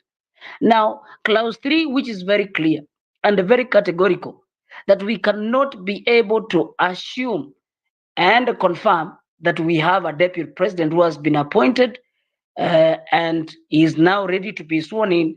When clause 3 says the Independent Electoral and Boundaries Commission shall declare the candidate nominated by the person who is elected as the president to be elected as the deputy president. We cannot go against the doctrine of the Constitution in respect to the appointment of the president and the deputy president, because we don't have IEBC, and that is what was coming up yesterday in the court. So what is it? The whole issue our brother Anton has discussed. I want to say that there are no circus. Ruto does not have a mind that he's trying to see how politics is running across the country and possibly trying to see how best can I be able to push these people and understand the dynamics of politics from the mountain. No, what Ruto has decided has decided. Ruto kept quiet. Now, even at the 11th hour, when every Kenyan was saying that it is the president who can save the deputy president, who stood with him during elections and sacrificed his own brother, the former president William Ruto. Uhuru Kenyatta, I'm sorry. That the president kept quiet. That meant that he agreed to the impeachment process to take effect. One of the tweets that the president did when he was in the US, before he came back at the height of the impeachment motion being tabled in the National Assembly, was that a wise man calms himself down. That is a tweet he tweeted while in the US at the height of the tabling of the motion of the impeachment. So the truth is this: we don't have a president in the name, a deputy president in the name called Professor Kithure Kindiki, because already the conservatory orders from Kerugoya says until and when the case is determined is when we can proceed to say that we have a deputy president who has undergone through the fire and the blast furnace of the Constitution of Kenya under Article 148 and also 149, and which will not be able just to assume. That is when we will say Professor Kithure Kindiki is the ultimate deputy president. And for So, regular stuff, so the and for, answer. yes. All that said, allow me to ask: are we staring? Do we have any constitutional problems or crises that we are looking at? Or as Very it serious. stands, the deputy president is Rigathi Gachagua? We have very serious constitutional crisis. Why do I say so? That at the time the impeachment process has been effected without following the constitution, already that is a constitutional crisis. That the impeachment process did not follow the process and the dictates of the constitution. Two, that we have a constitutional crisis because we don't have a deputy president in office. Why? Because they are court cases which are filed to determine the magnitude, the expanse, the truth, and the sovereignty of this, the supremacy of this constitution. And so we have a very serious constitutional crisis, and that is why today Kimani Ichung'wah is quiet. You cannot listen to him, you cannot hear him. Today, all those members of parliament are quiet. You cannot hear anything from them, except for a few guys like Peter Kaluma, who are mouthing in the social media platforms against the deputy president Rigathi Gachagua. So we have a very serious constitutional crisis, and William Ruto wanted by crude means to penetrate the constitution of Kenya and usurp his powers because he's the chief executive officer of this country and appoint a deputy president in disregard of the constitution and the rule of law.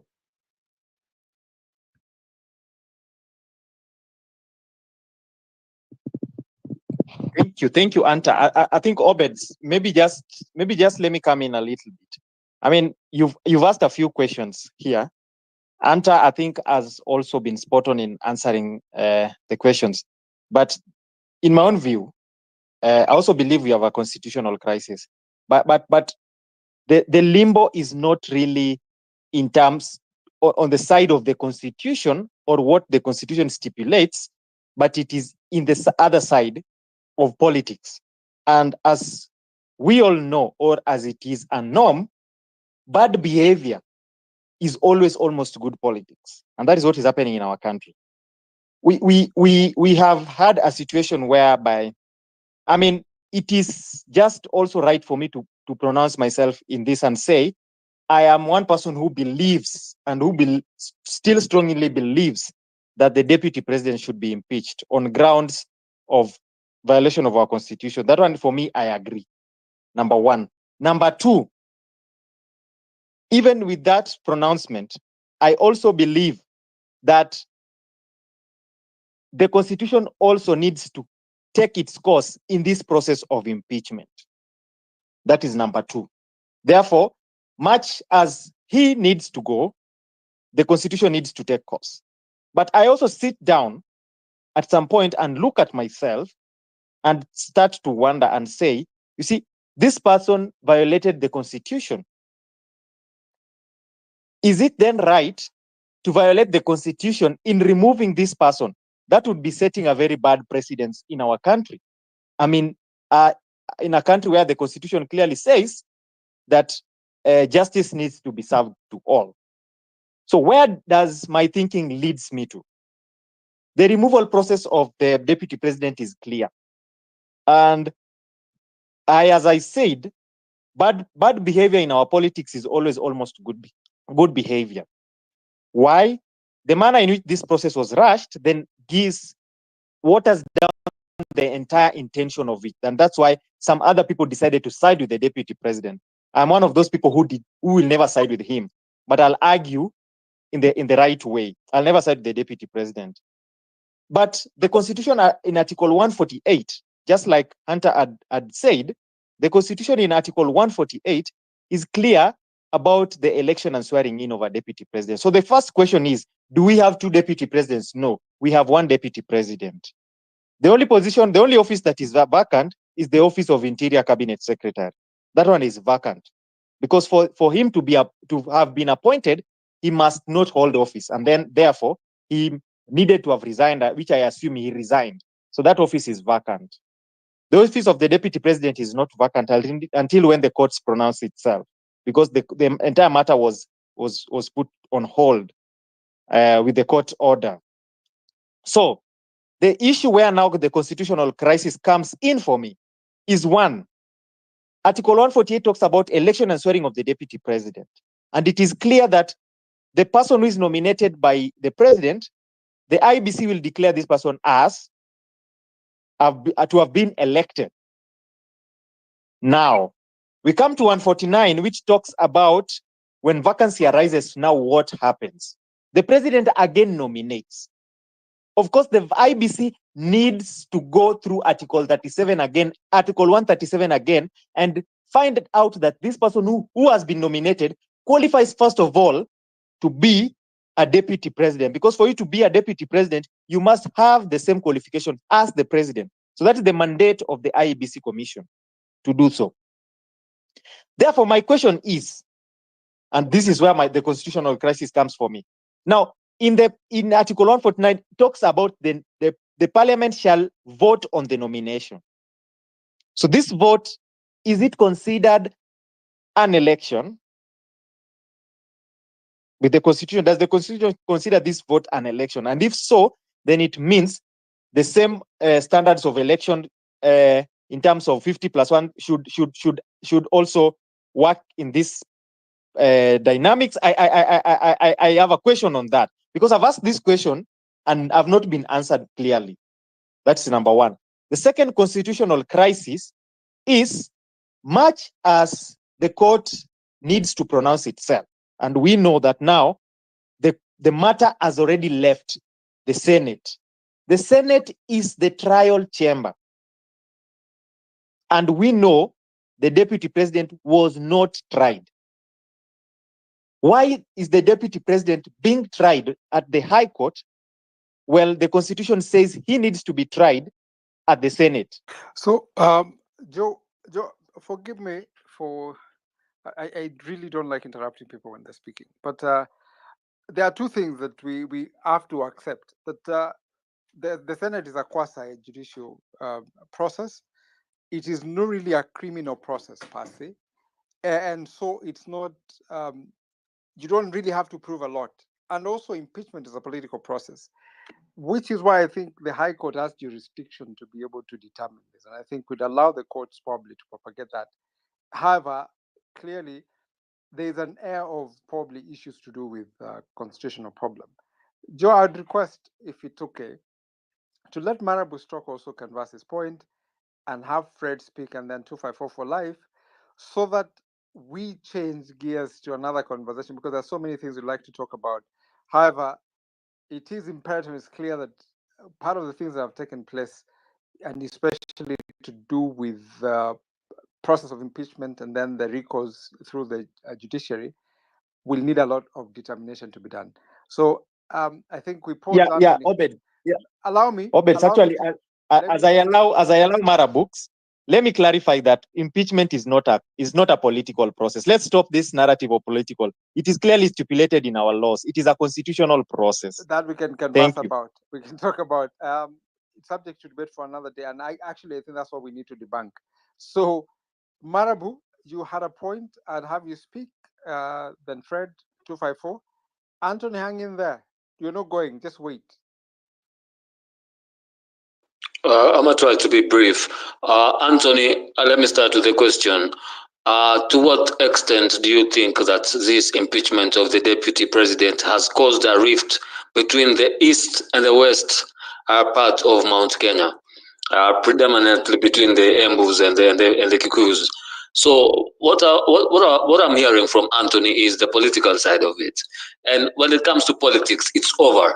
William Ruto wouldn't give anything to have Rigathi back, right? So I'm sure Rigathi, the only thing he can do right now is talk to his boss and bargain for a living package that his remittance are not taken away. However, when we go back to the court issue, is when I was asking, when you say that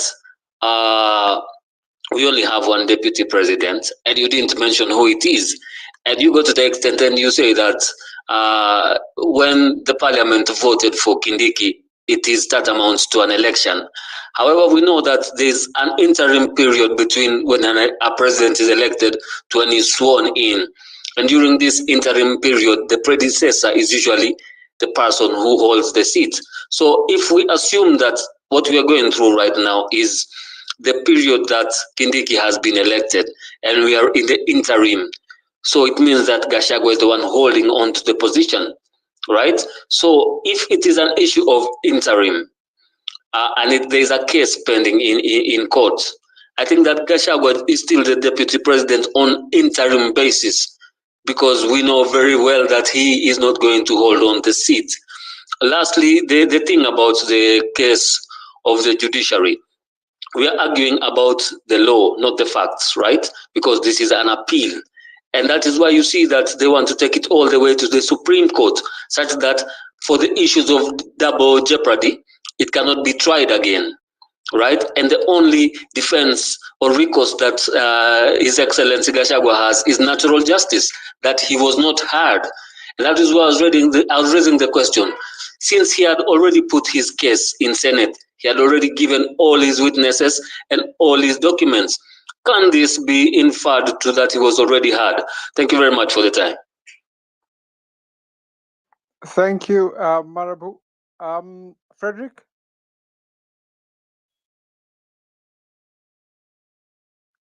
Frederick, please unmute. Okay, thank you so much. For me, I'll say this: this whole debate, someone has said that everything was choreographed. That somebody said that all those institutions which are involved in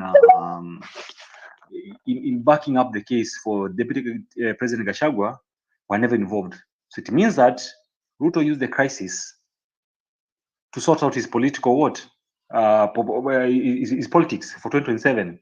And we're told that a good politician never misses a vote, never misses to utilize. A good politician will always use every pandemic or every opportunity which comes, whether good or bad. So he used the Gen Z's protest to add Raila into his backyard, to use him solely to oust Gachagua. My point is this: if, and the word is if the ODM had not joined the government, he would not even have touched Gachagua. And I'll say this: all these are political machinations, and what will happen going forward, this is what I'm predicting, is that even the people who you had these flying rumors about the speaker being, I'll say some things are fake news, but it's not fake news. I know it's all such like a rumors. It's like rumors of some 120, I don't know how many Mount Kenya MPs going to meet in Laikipia, and decided that they are going to, to support Kindiki. They could organize Kindiki. It all starts like that way. Just a small wind, it becomes a whirlwind, and then it becomes a tsunami. So the rumors of Ruto doing all these things is because he once sought his 2027 elections. And mark my words, he's not going to sort out the IBC because he has the numbers in the parliament. He's not going to sort out anything. He's going to pass the most ludicrous laws we've never seen. And what I'm going to note is this. And this is my appeal to all Kenyans who are listening to me. If because I'm a good student of history, people should go back and learn what happened in 1992 when we had introduction of multi-party democracy. Is that there was Ford, which the KANU used its spies to get into Ford, and then divided Matiba and Jaramogi Odinga. Jaramogi went and formed Ford Kenya, Matiba, Ford Asili. Moi won the election in 1992. 1997, the Kibakis, the Ngilus vied for the presidency. Again, Moi won. So in 2002, there was this National Alliance Rainbow Coalition of Kibakis, Mudi Awori, Raila Odinga, Charity Ngilu, Najib Balala, all and other friends and allies formed NAC. Their sole aim was to oust KANU because which had ruled from 1962 for I can say that for a period of around 40 years. Then, my point is this: come 2027 elections, if we really have any hope of ousting Ruto, Ruto has been in the power for only 2 years. He's managed to shove out his deputy. He never believed in this constitution. First of all, let's just begin from there. He opposed it because he's a Kanu Achin. People who yearn for power, raw power, to do what they're supposed to do. And they idolize Kanu. And his idol is Moi and other dictators in the world. So Fred, he's you cannot call your president an Archie and get away with it. You can't. Sorry, okay. I'll say that he idolizes Moi. Okay, I can say actually because he has been left by the idol. The idol was never an immortal being. He died. But I'll say this: he yearns the power. He yearns the raw power from the Moi days, but in the wrong time. At the wrong time we have internet.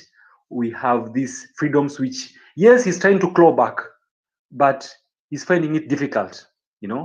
Yes, he's trying to push back. He's finding it difficult because people are awake. My point is this: come 2027, people should stop this thinking, this realization. Oh, we want a leader from the thin air. We want a saint to fall from heaven, and some UFO creature, kind of like in a politician. No, remember Kibaki was Moi's what? Vice president at some point. Kibaki served in Moi's cabinet, right? So my point is this: so if people were saying that we're looking for a perfect person in Kibaki, they will never have backed Kibaki to become a president. So my point is this: the leader who is going to be a contender in the next challenge will be from the politicians we have. We have got to choose the lesser evil, because we know the country what we have is more evil. So we have to look for a lesser evil, even if be the Musyokas of this world, be it Bikaruas, be it whoever, Kila Eugene, be it Wanjigi, because I know for sure, to be honest, all these signs of Ruto were there. People knew who he was. They knew there's never been a ministry served with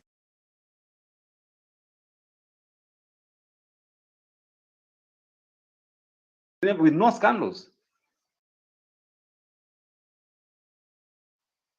Fred, I'm worried that somebody doesn't like what you're saying. Okay, he was washed clean, and then now they realize that he's not the person we knew. So any person who raises up against him, let us rally behind him. Rally all these good politicians behind him. Even if it is okay, Mtatas of this world, let's rally behind one person. Okay, let it be like the 2002 moment, and then that will stand a chance of removing. Otherwise, I can tell you for sure, it will be like opening some can of worms. Today is Adani this, tomorrow is Adani that. Today is this stadium, tomorrow is this candles. Today is Shah not working, tomorrow is airports not working. Today is electricity. It will be this way. This is what will be treated with. And now he has Raila into his bosom. I'm telling you, will not be necessary. So, Frederick, allow me to request you to pause there. I will have Thank you. 254 for live make his contribution. Anthony, because the arc of justice is fair, will come back to you to finalize on this debate about Rigathi Gachagua and the impeachment. So 254 for live. Evening, Obeds. Thank you for the mic as well as the opportunity to speak. I hope I am very audible. You're very audible and you got lost. I don't know where you went to, but welcome back. Thank you. I just took a minute to observe what was happening this past week. And as I wrote on the wall, unfortunately, it's been a circus of a week. And in spaces that we've had this conversation before, I've always tried to mention to everyone that if you study political science, you'll understand how politics works. And the one thing that Ruto has achieved that people are seeming to forget is that he's completely distracted 90% of the country from the issues that people are complaining about. There's still no accountability, there's still no transparency, there's no indication of austerity which he promised, which everyone thought he was going to do, but oh well, it's not happened. And unfortunately, I see, just to differ from what the real joy and probably what people have been saying before, we don't have a constitutional crisis. In my opinion, we have a constitutional massacre. Just like Fred said, we have a president who didn't believe in the constitution to start with. So all he seems to do is to want to find ways to circumvent this constitution. And if there's anything that you will learn from this week, is that Ruto has taken every step possible to make sure that he can circumvent the constitution. And getting Gashagwa out has been the dry run of what he wants to do. Because there's no one here in this space that can tell you any of those accusations that Gashagwa was given. Just one of them is enough to get Ruto out by their standard, by what they did to Gashagwa. It's enough to get Ruto out.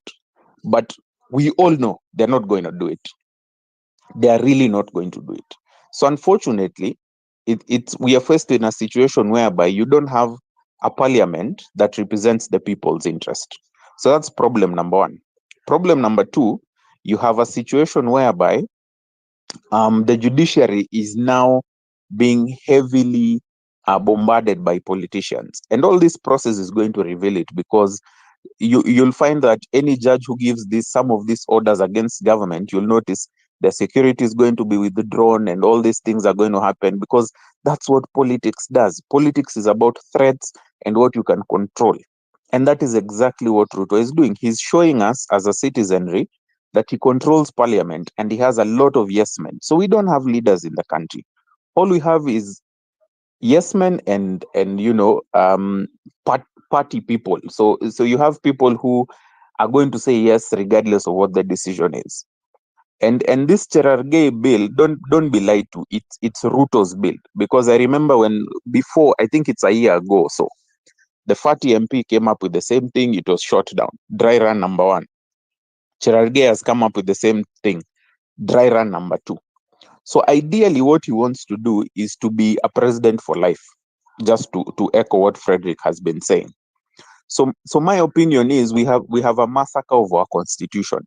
And the reason I took time to just sit back and analyze is that as much as these distractions are going through, what you'll really realize is that underneath all the distraction, the distractions are causing us to lose focus on the issues that are at hand. SHASHIF is still not working. I can tell you for free. I've seen patients this week who still can't get their prescription medication, whether it's NHIF or SHA or SHIF, whatever they want to call it, simply because you get to a situation whereby all these businesses are telling you and private practitioners are telling you, listen, even if I'm going to take your NHIF cover to pay for your medication, I don't know how I'm going to be compensated, because I'm being told NHIF does not work anymore. So I'm going to give you medicine, but it's exposing my business, So that's for the entrepreneurs and those people who are in the pharmaceutical industry. They're facing a real possibility of defaults by NHIF. And they haven't been onboarded onto SHIF or SHA, whatever they want to call it again. So you have another problem whereby you're exposing a lot of businesses to a lot of uncertainty, which is never a very good economic environment. Now, it just came out, I think, today that apparently last year around 4 billion was also spent on vehicles by government. Again, we're being told that there was no money in this government, but all that you're seeing is money being spent in very unnecessary things. So my week in summary has been very, very interesting in the sense that the issues that these young people came out to the streets to complain about, and even you saw what happened on Mashujaa Day, same thing. People are still being abducted today. So the same thing that people have been complaining about since June are still the same issues today. So politics is still politics. They're still going to woo you and try to convince you and try to get one or two of you to buy into their narrative and still do the same old nonsense they've been doing to try and stay in power. And yes, it might not sound right, but this is where I agree with Frederick as I learned.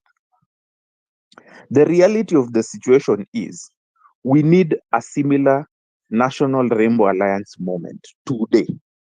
And the reason why I say this is because I can tell you for free, from where I sit, anybody who comes up like Morara will not have the political muscle to be able to achieve anything above, at best, member of parliament level. That is my honest opinion. He can do an MP, he cannot do anything above that. Based on how he has come out, what support he'll be able to muscle, I'm not sure he'll be able to muscle any more than that. Fortunately, we have people like Kinaukia Omtata who are in this particular Senate, who are people who we have a very good track record of. They are people who we've been seeing, they've been fighting for what is right and upholding of the Constitution. And even right now, they still say the same thing. Let's not focus on changing the Constitution. Let's focus on implementing it first, 100% before we go anywhere else. And you saw the joke happening with the judiciary about the housing levy. They say it's unconstitutional, they give time for government to correct it, then they come back and tell you, no, they did it the right way eventually. So it's a good law anyway. So my week has just been about reflection. I think the issues have not changed. And I hope I'm feeling a bit more spirited that it needs a bigger and stronger fight now. And I hope that people like Anthony will join the fight, or I will join their fight in terms of trying to figure out who are the next capable leaders of this country so that we can actually see change. Thank you. Thank you, 254 for live. Very interesting. We've missed you around here, and it's important that probably you are a resident analyst. You need to come here a lot more.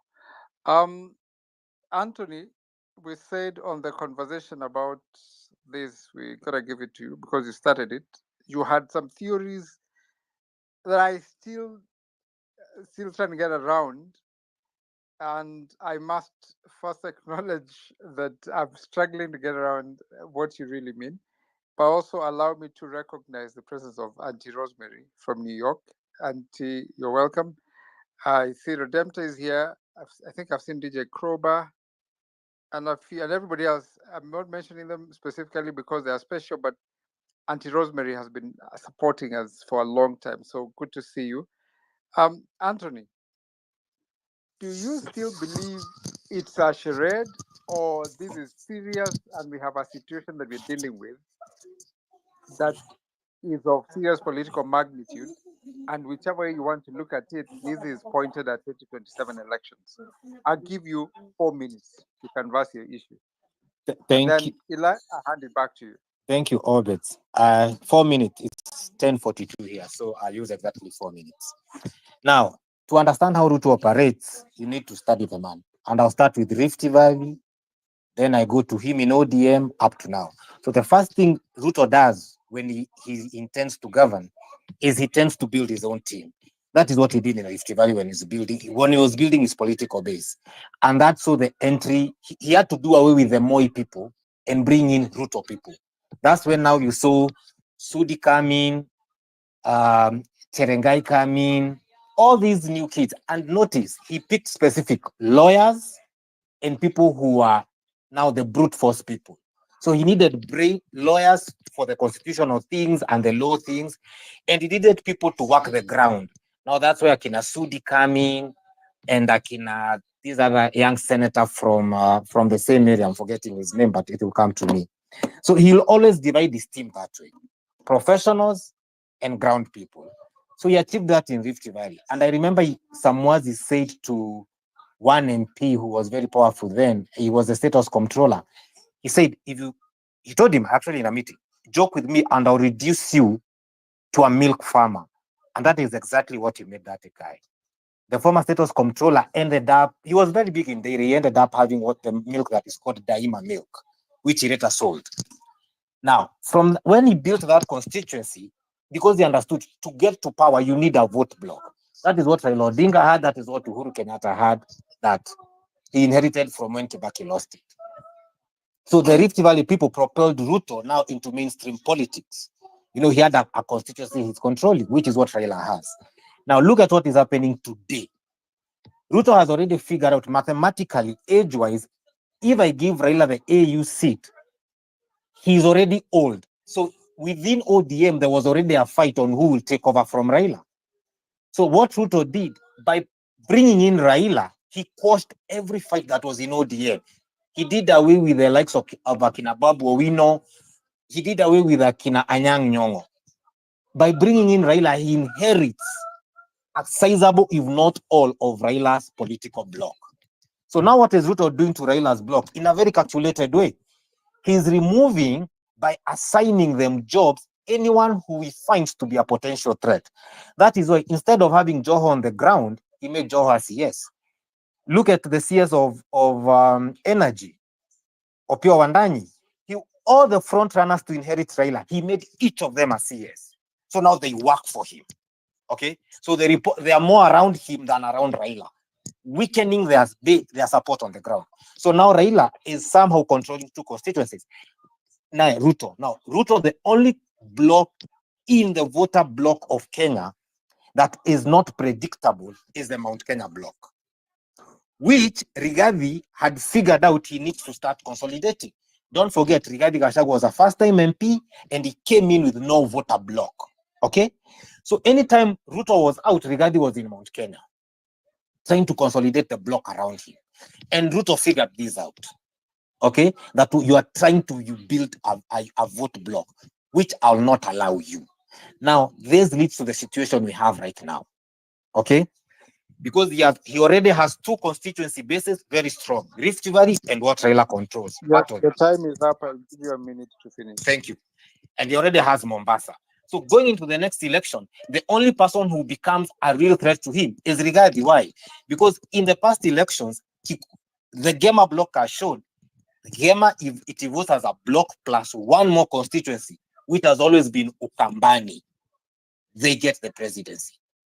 So Ruto right now is trying to do what he did. If you look at what Ruto did with the governor Ali Roba, where the politics there is clan-based. Ali Roba is the only governor in Northeastern who went for 2 terms. And in the second term, he had the full backing of Ruto. Ruto was able to prove that he can convince people to vote against the clan.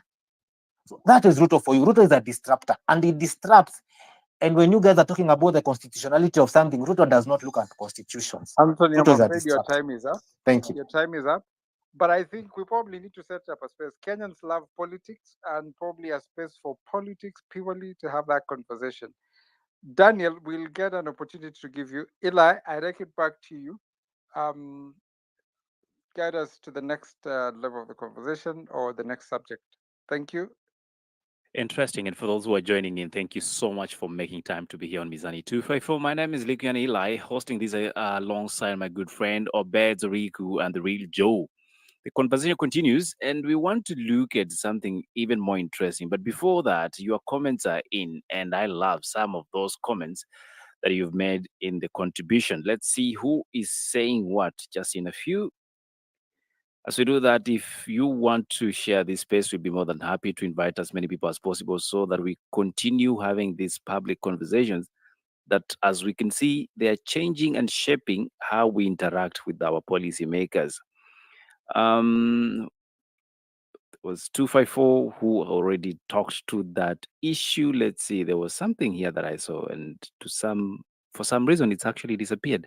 Obed, so let's go to the next point as we bring back those comments.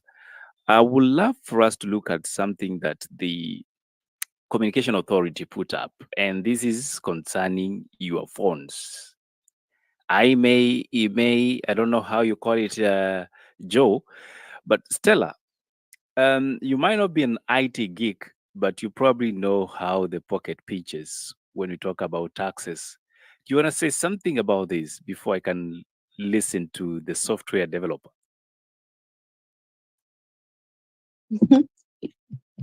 Yes, Eli. So the issue of the document that the competition authority, is it the competition authority or communication authority? Communication Authority. Yeah, published on wholesalers and retailers are registering or something in the lines of updating or recording the IMEIs of the phones that they import or the phones that local manufacturers assemble in Kenya.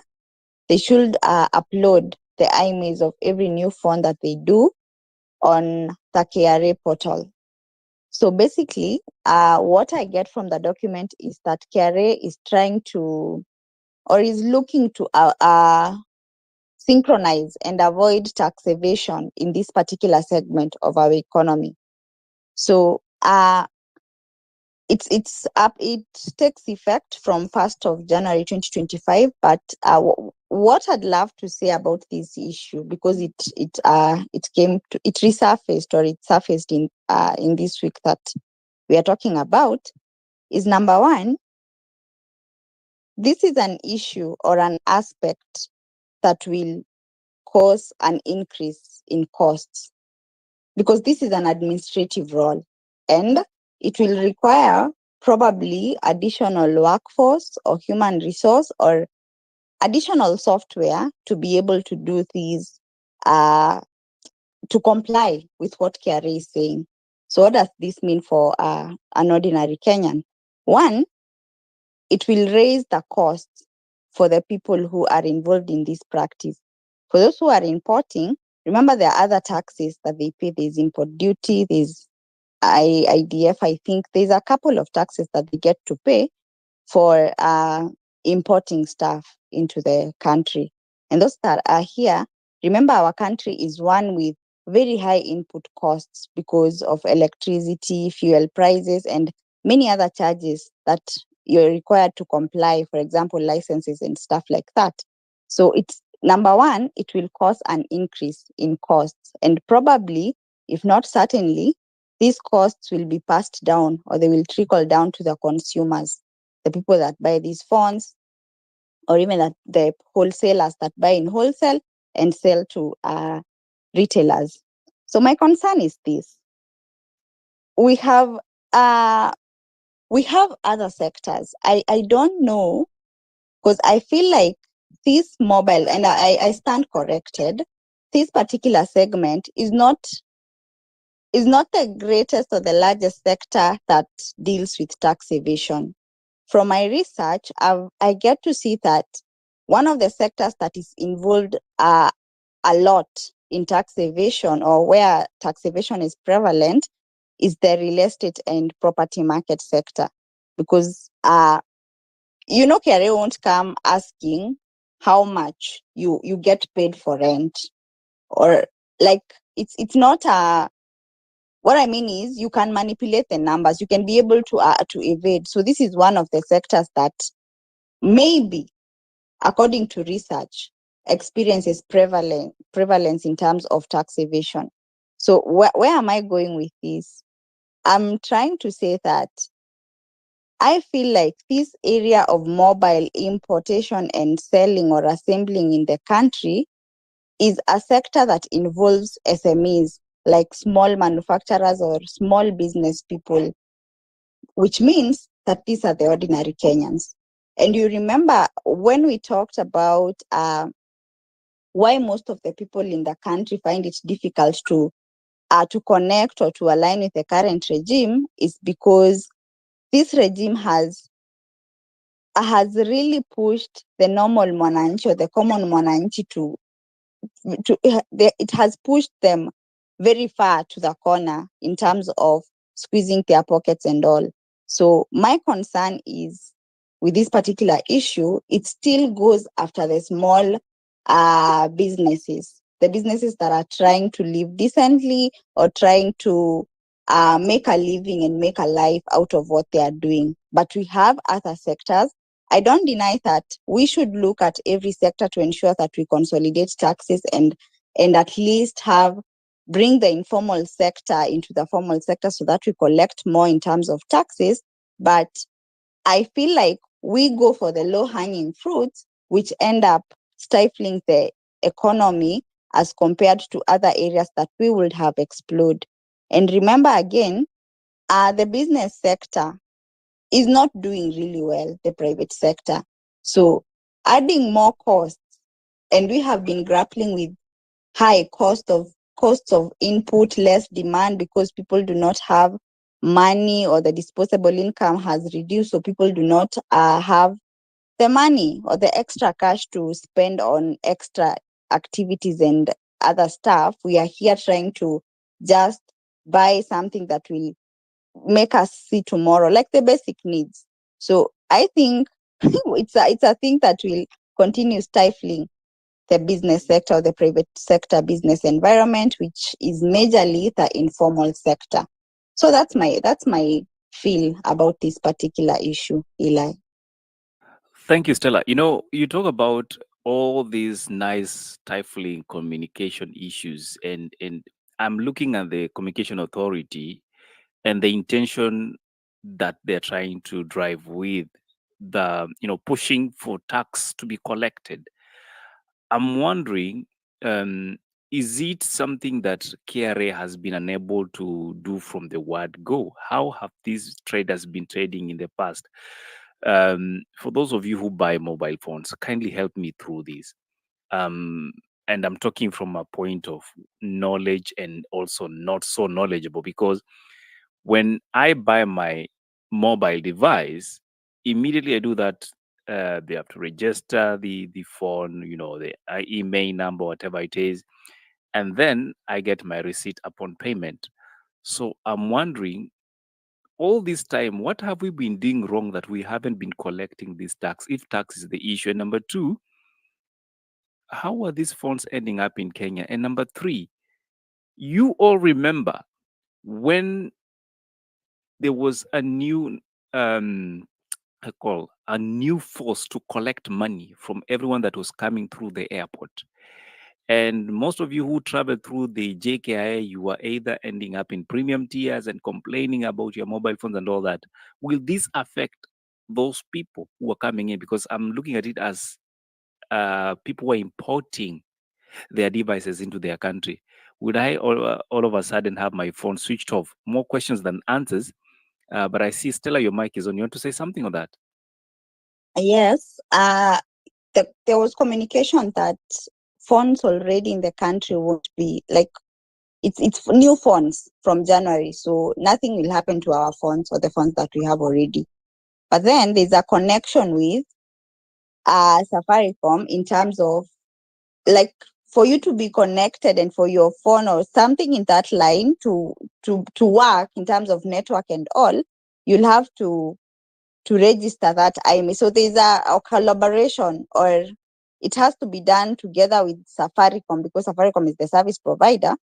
I do not have the clear, maybe the software engineers here will tell us, but that is how it's supposed to happen. But the phones that we have right now will not be affected. But then that issue of, because I figured out that this is, it's taking care or trying to curb probably the phones that come through the black market, and even the phones that we get, what you've said, people coming in from foreign countries or from abroad, the things that they come with, someone might have brought you a phone or something in that line, so they want to make sure that the taxes for that have been paid. But I'm open to hearing what other people have to say about it. I think it's a bigger conversation, and the best the communication authority can do is really have a serious conversation with the rest of us. If you agree to that, give me 100%. Daniel Kinyo, your mic is up. I want to listen to you. Hi. I hope I'm audible today because Jana was a problem. Yes, Good, we eh? can hear you. I don't know if you're using a laptop. There's always some noise coming from your phone. Oh, fun. Okay, this must be too sensitive. Okay, but you can make out what I'm saying. Eh? Yes, can you proceed? Okay. Anyway, first of all, let me start with the technical issue. The good thing is I'm a software developer and I work with Safaricom for a couple of years. And one thing you need to know is that there are things that governments do that seem to have some procedural imperative like traffic rules, like that breathalyzer thing. Those things were never meant to like enhance traffic or whatever, or traffic regulations or safety. They're just meant to achieve another agenda, maybe get more revenue for the company, get more revenue for the government, etc. etc. All you need to know is that all these things you're hearing, sijui IMAs, all the government wants is to have a legally set up, legal set up database with all your serial numbers. Yeah, that's all it wants. Okay, because it doesn't want to be picking them from Safaricom and then you have a backlash towards Safaricom, because Safaricom is going to tell the government, hey, guys keep telling me I'm giving you guys number. Yes, I am, but I don't want to keep facing this backlash because you're messing up our business. So what does the government do? Okay, we need an easier way to have. We need a government registered database with all the serial numbers, because when they have your phone number, let me tell you how BCI find you. They have this Nini that pings the location of your phone number. It has a map. They even have it on their phone or USSD. They just put your number on the USSD, sends them a location. But if you live somewhere where there are floods, they can't tell where you are. Okay, they can't know where you are. They only see a radius. They know you're here, but koko flat or flow gani. So what they usually do nowadays is they then go into your messages or whatever through Safaricom or through KPLC, and then they are like, okay, especially KPLC, they just cross reference your number with KPLC token umenunua, they know the house. Okay, that's usually how they find you in your house. But let's say they can't find you with all those things because maybe you're outside, maybe in a restaurant, with a phone number they can't find you, but with an IMEI, and I have cybersecurity knowledge. I know how much you can do with an IMEI, because all you need, because all you are when you're on a mobile network, you're just on a network like a Wi-Fi network with the mast is just a big router. That's all you are. And if I know which network you're on, like the very local network you're on, which is what your mast is, you're in like a tiny local network, and I have your serial number, there's so many things I can do. I can send stuff to your phone, I can make your phone ring, I can open your mic, I can open your camera, like this, like from a cybersecurity guy, there's so much I can do when I know which network you're on, and I know your email. There's so much I can do. Like I can literally just turn on your mic, boom. I know what you're saying. I can be able to. I can even make your phone like I don't know, make some weird alarm so to do everything in case we don't know how you look like. Like all the government wants, it's basically an intelligence project. It has nothing to do with all those tax whatever. Because if you look at that thing honestly, it doesn't make any sense. Like the amount of revenue they're going to collect, like they can collect it in other ways. Like they really don't need your IMAs to tax you. They don't need that. Like they don't actually need it, because the phone you're going to buy, it has VAT anyway. It has VAT.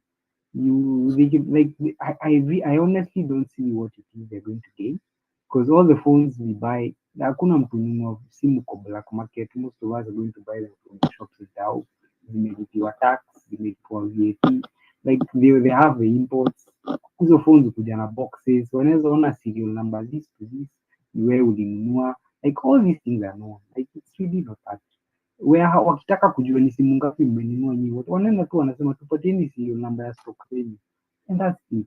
Like they really don't need that to collect tax. All they need is a legal database with all of our emails.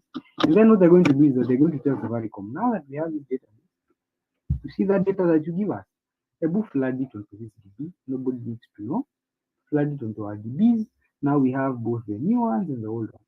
And then kidogo, because in America, they have your contract, because phones are usually bought on contract, so they can find you. In China, they have WeChat, which you can't survive without, so they can find you. But here, it's a bit hazy. So now it's just a way of getting your data. So in short, what you're saying, Kinyo, is that there is a massive espionage and they're trying to do what Safaricom does for them without the backlash on Safaricom. Yeah, like they want a database with all your stuff, but now they don't keep going to Safaricom. And with another advantage that they have your serial number, which is attached to your phone, which is attached to serial number is attached to your phone number, is attached to your token because that's when you use. Like they can literally find you no matter where you are.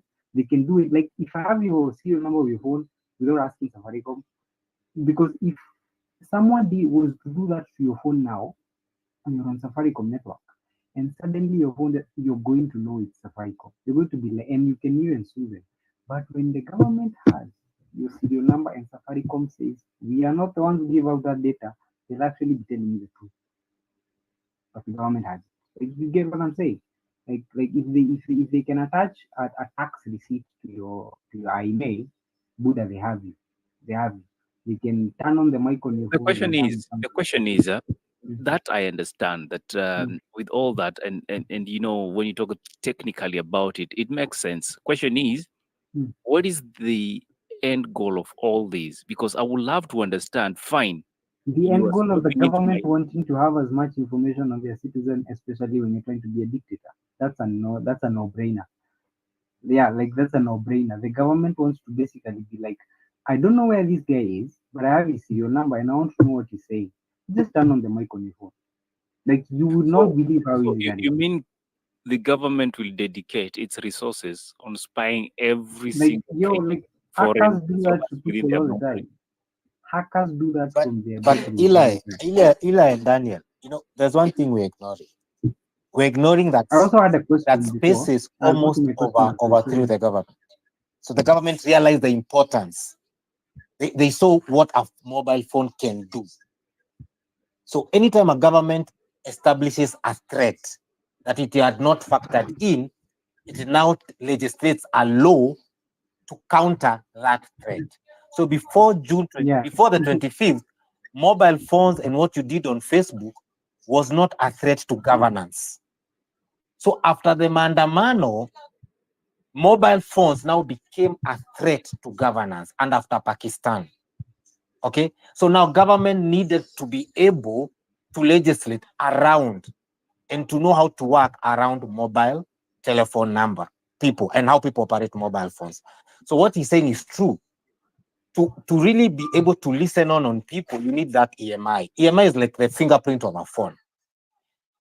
As I learned, I'll say my only fear is now, and Daniel will tell you this, there's a way a software engineer can remove the EMI from a phone. So it might end up making people now opt for black market phones instead of buying phones from dealers, denying government revenue.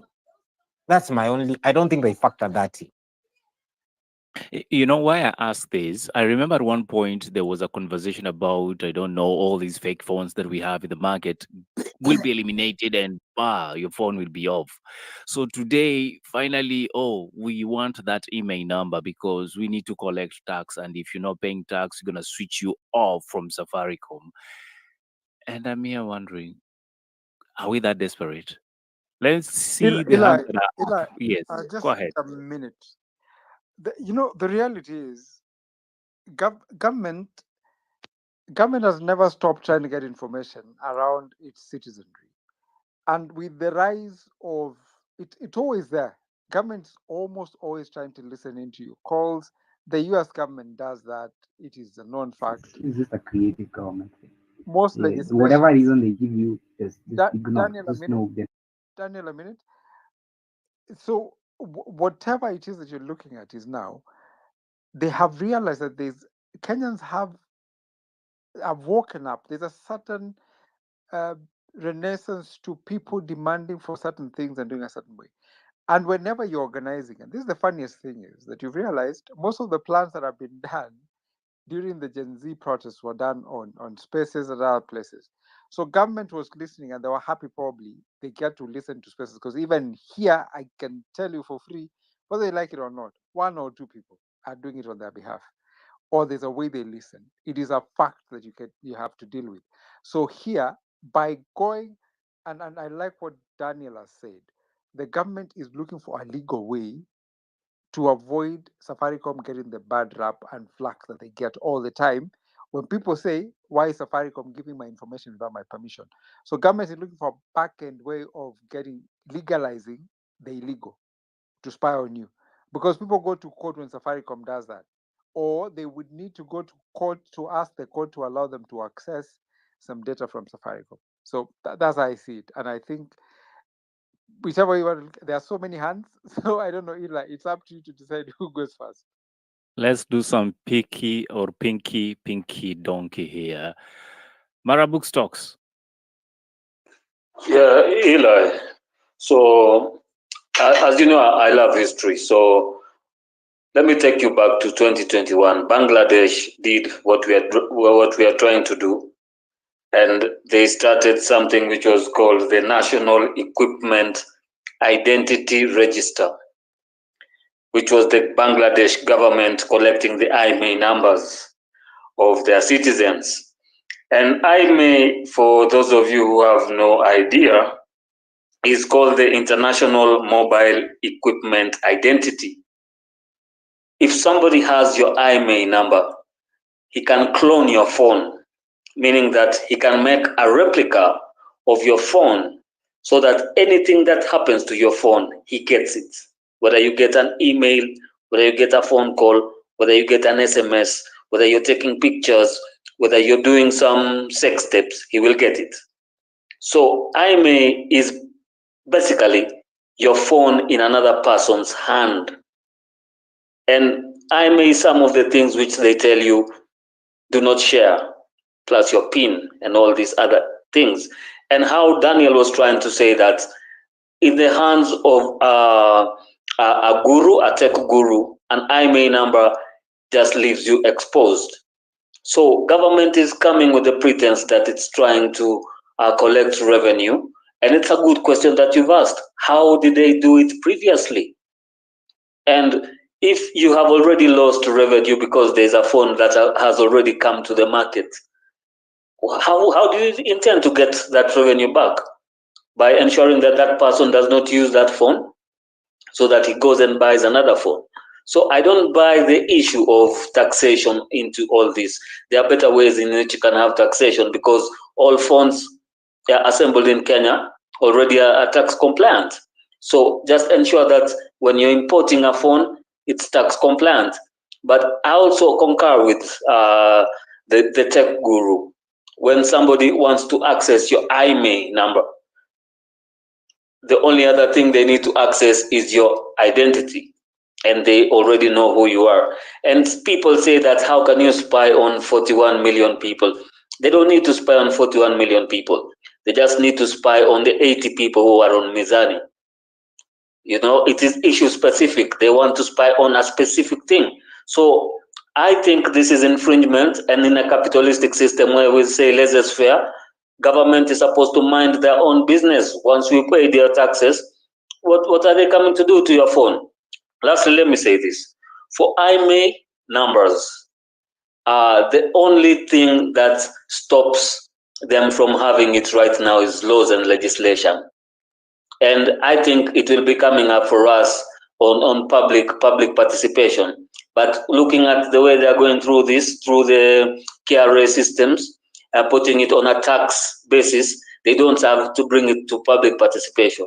So I think they're also taking it through KRA to avoid the issue of bringing it to the public for discussion. Thanks you very much for the time.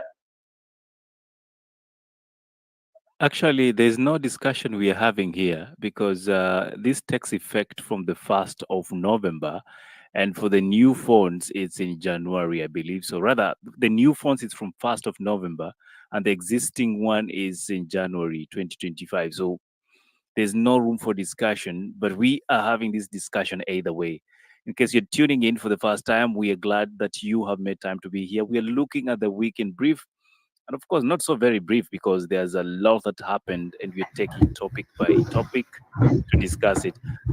Daniel, your mic is on, but I'd love to have another speaker. Sorry. I in just order wanted for to us know if I'm audible because everything suddenly went just stuck like Jana. I don't know whether it's every time I'm on Mizani to post it.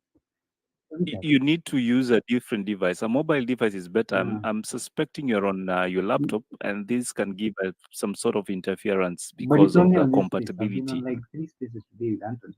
We are very high tech here. Maybe we have I'm actually someone here. Sister, wait. we have the Trojan horse.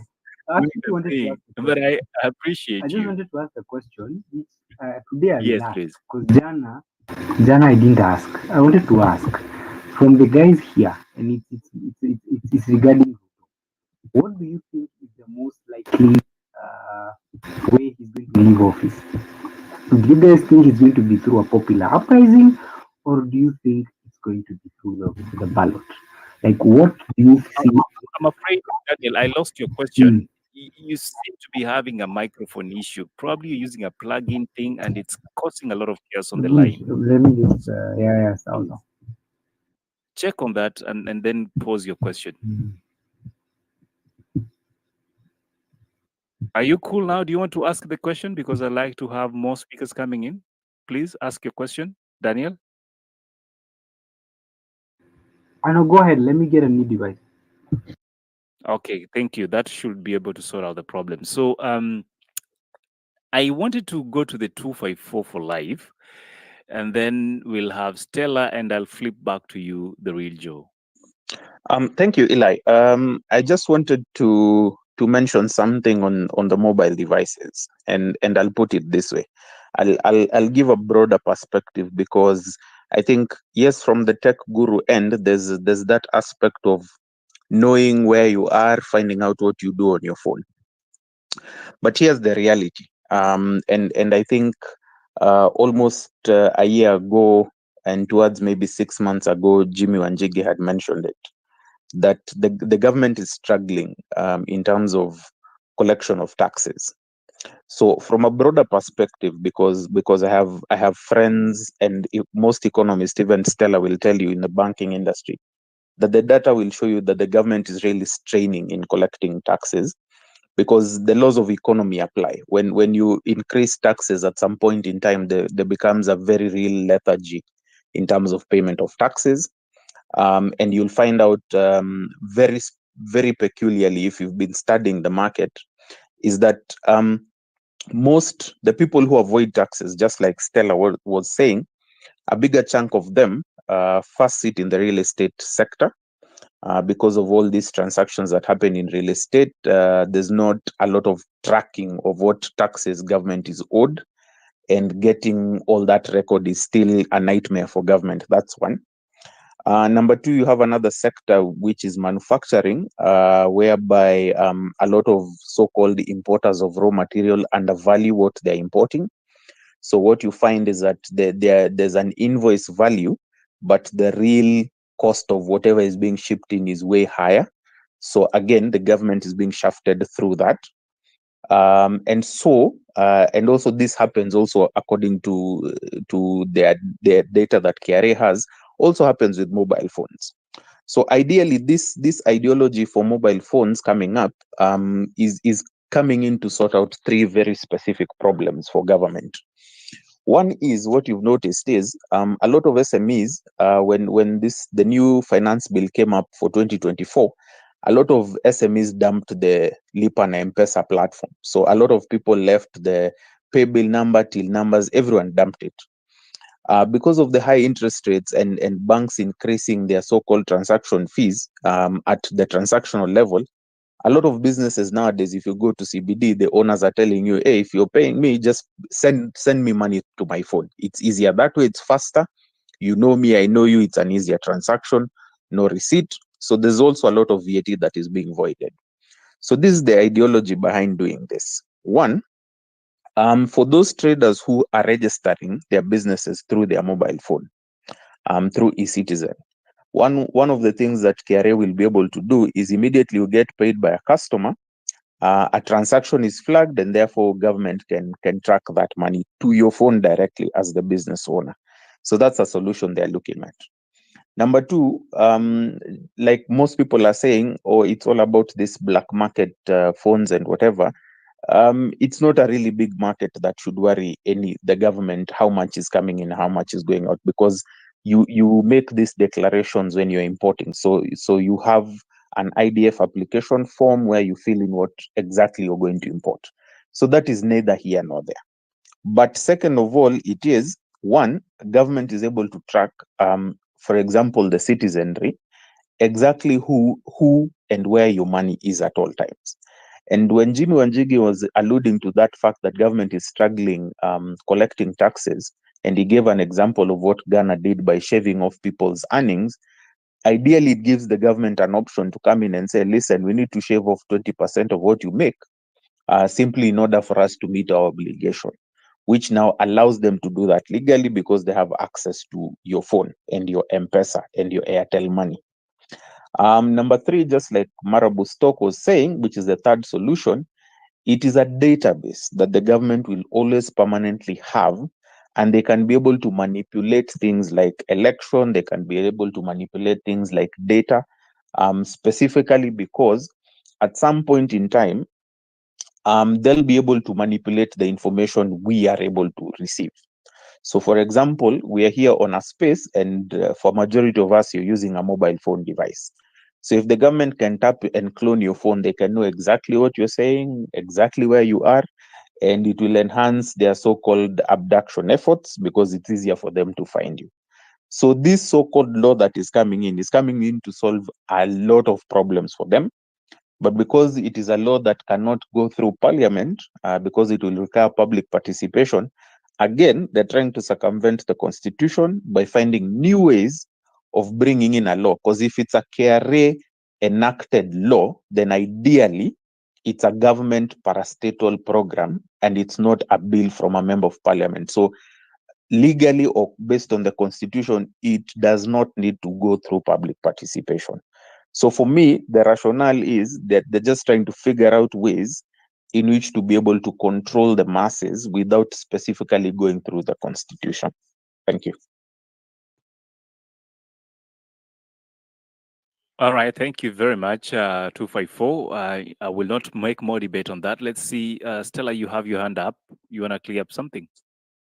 Yes, Eli, you mentioned that the new fonts, the old fonts or existing fonts is from 1st November, but I told you that old fonts or existing fonts, and the statement clearly says that all fonts in the network up to 31st October will not be affected by the new law or the new directive.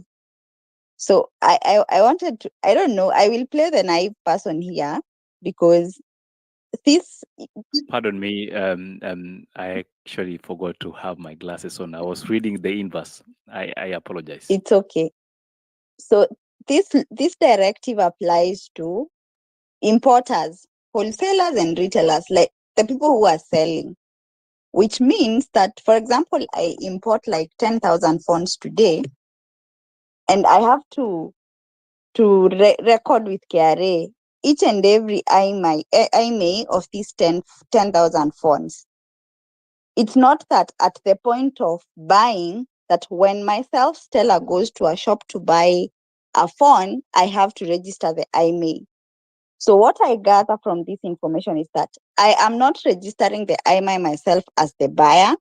So it will not have a name. So the government will have this database of IMEIs, let's say over 100,000 fonts, but they are not attached to the buyer. I don't know whether I'm making sense, but that's what I gather. You're making sense. But Stella, She's making sense. But don't you think? No, hang on. You know, even when that is the case and they're registering or taking care of all the IMEIs that they have, eventually somebody who buys, then that is attached to them. But how will they know, Obed? Like how? You register your phone with your ID. I now agree why you said you want to ask that like a naive person. Go ahead, Obed. Okay. Wait. Nowadays, when you get to buy a line, you register it with your name and your ID, isn't it? So there is no way that is automatically attached to you. And so, whichever you want to look at it, Stella, the long short or the long end of the stick here is the government intends to get your information in the form and using the long way around it. But that's the reality, that they must now start to make sure that from the onset, ab initio, once you get the phone, they have you. And that's it. Obed, sorry, but just allow me. How she explained it makes a lot of sense to me now. You see, when you buy a phone currently, it is the person who's selling the phone to you who takes your EMI, and they give it now to the person who, like if you bought a Samsung or a Oppo, now the people who distribute those phones in Kenya come picking that information. Okay? Because if you notice, every time you buy a phone, if it's from Samsung, once they sell it, they take that sticker and stick it somewhere because they have to give it to the owner who brought in the phones. So if government wants to get your EMI, now it is either Samsung or Oppo or the guy who brought in the phones who has to submit them to government. Now, okay, just let me finish. Nikubalishe tu nimalize. Now, if government is able to register like the way wanachukuanga cheses ya gari at point of entry, meaning even if you have the EMI removed, which I know you can, okay, but most people don't. So when you activate your SIM card, government has a system, now you become live. So they don't need to go to Samsung or Oppo dealer anymore. You become live. That's what I said. It's what I just said. So at the end of the day, government gets its way. Basically, what you're trying to say no to is the same thing you're agreeing to. Yeah. Maybe I didn't understand, but now it makes sense. I mean, the question that I was speaking from Stella is the fact that government has no interaction because the buyer and the seller do their processing, and then once that is done, wewe unachukua simu yako bila maneno, you go with it at home, you put your SIM card. Now, Stella, maybe the point that Anthony is bringing in, when does it go live? The moment it goes live, the line is registered under Stella's okay. The system, on the other hand, picks up that the consistent SIM card on this number is this. So there's a high chance and probability the owner of this registered IMEI number of phone is Stella Swakei. And if you are a person of interest, that's now how they get to you. Now, the question is, does that solve the tax problem? Or is it about the spying issue? Because if it was supposed to be solving the tax problem, it doesn't matter, right? Go ahead. Go ahead, Swakei. But it will still involve Safaricom giving the data to the government. That's if you assume Safaricom is the only service provider, right?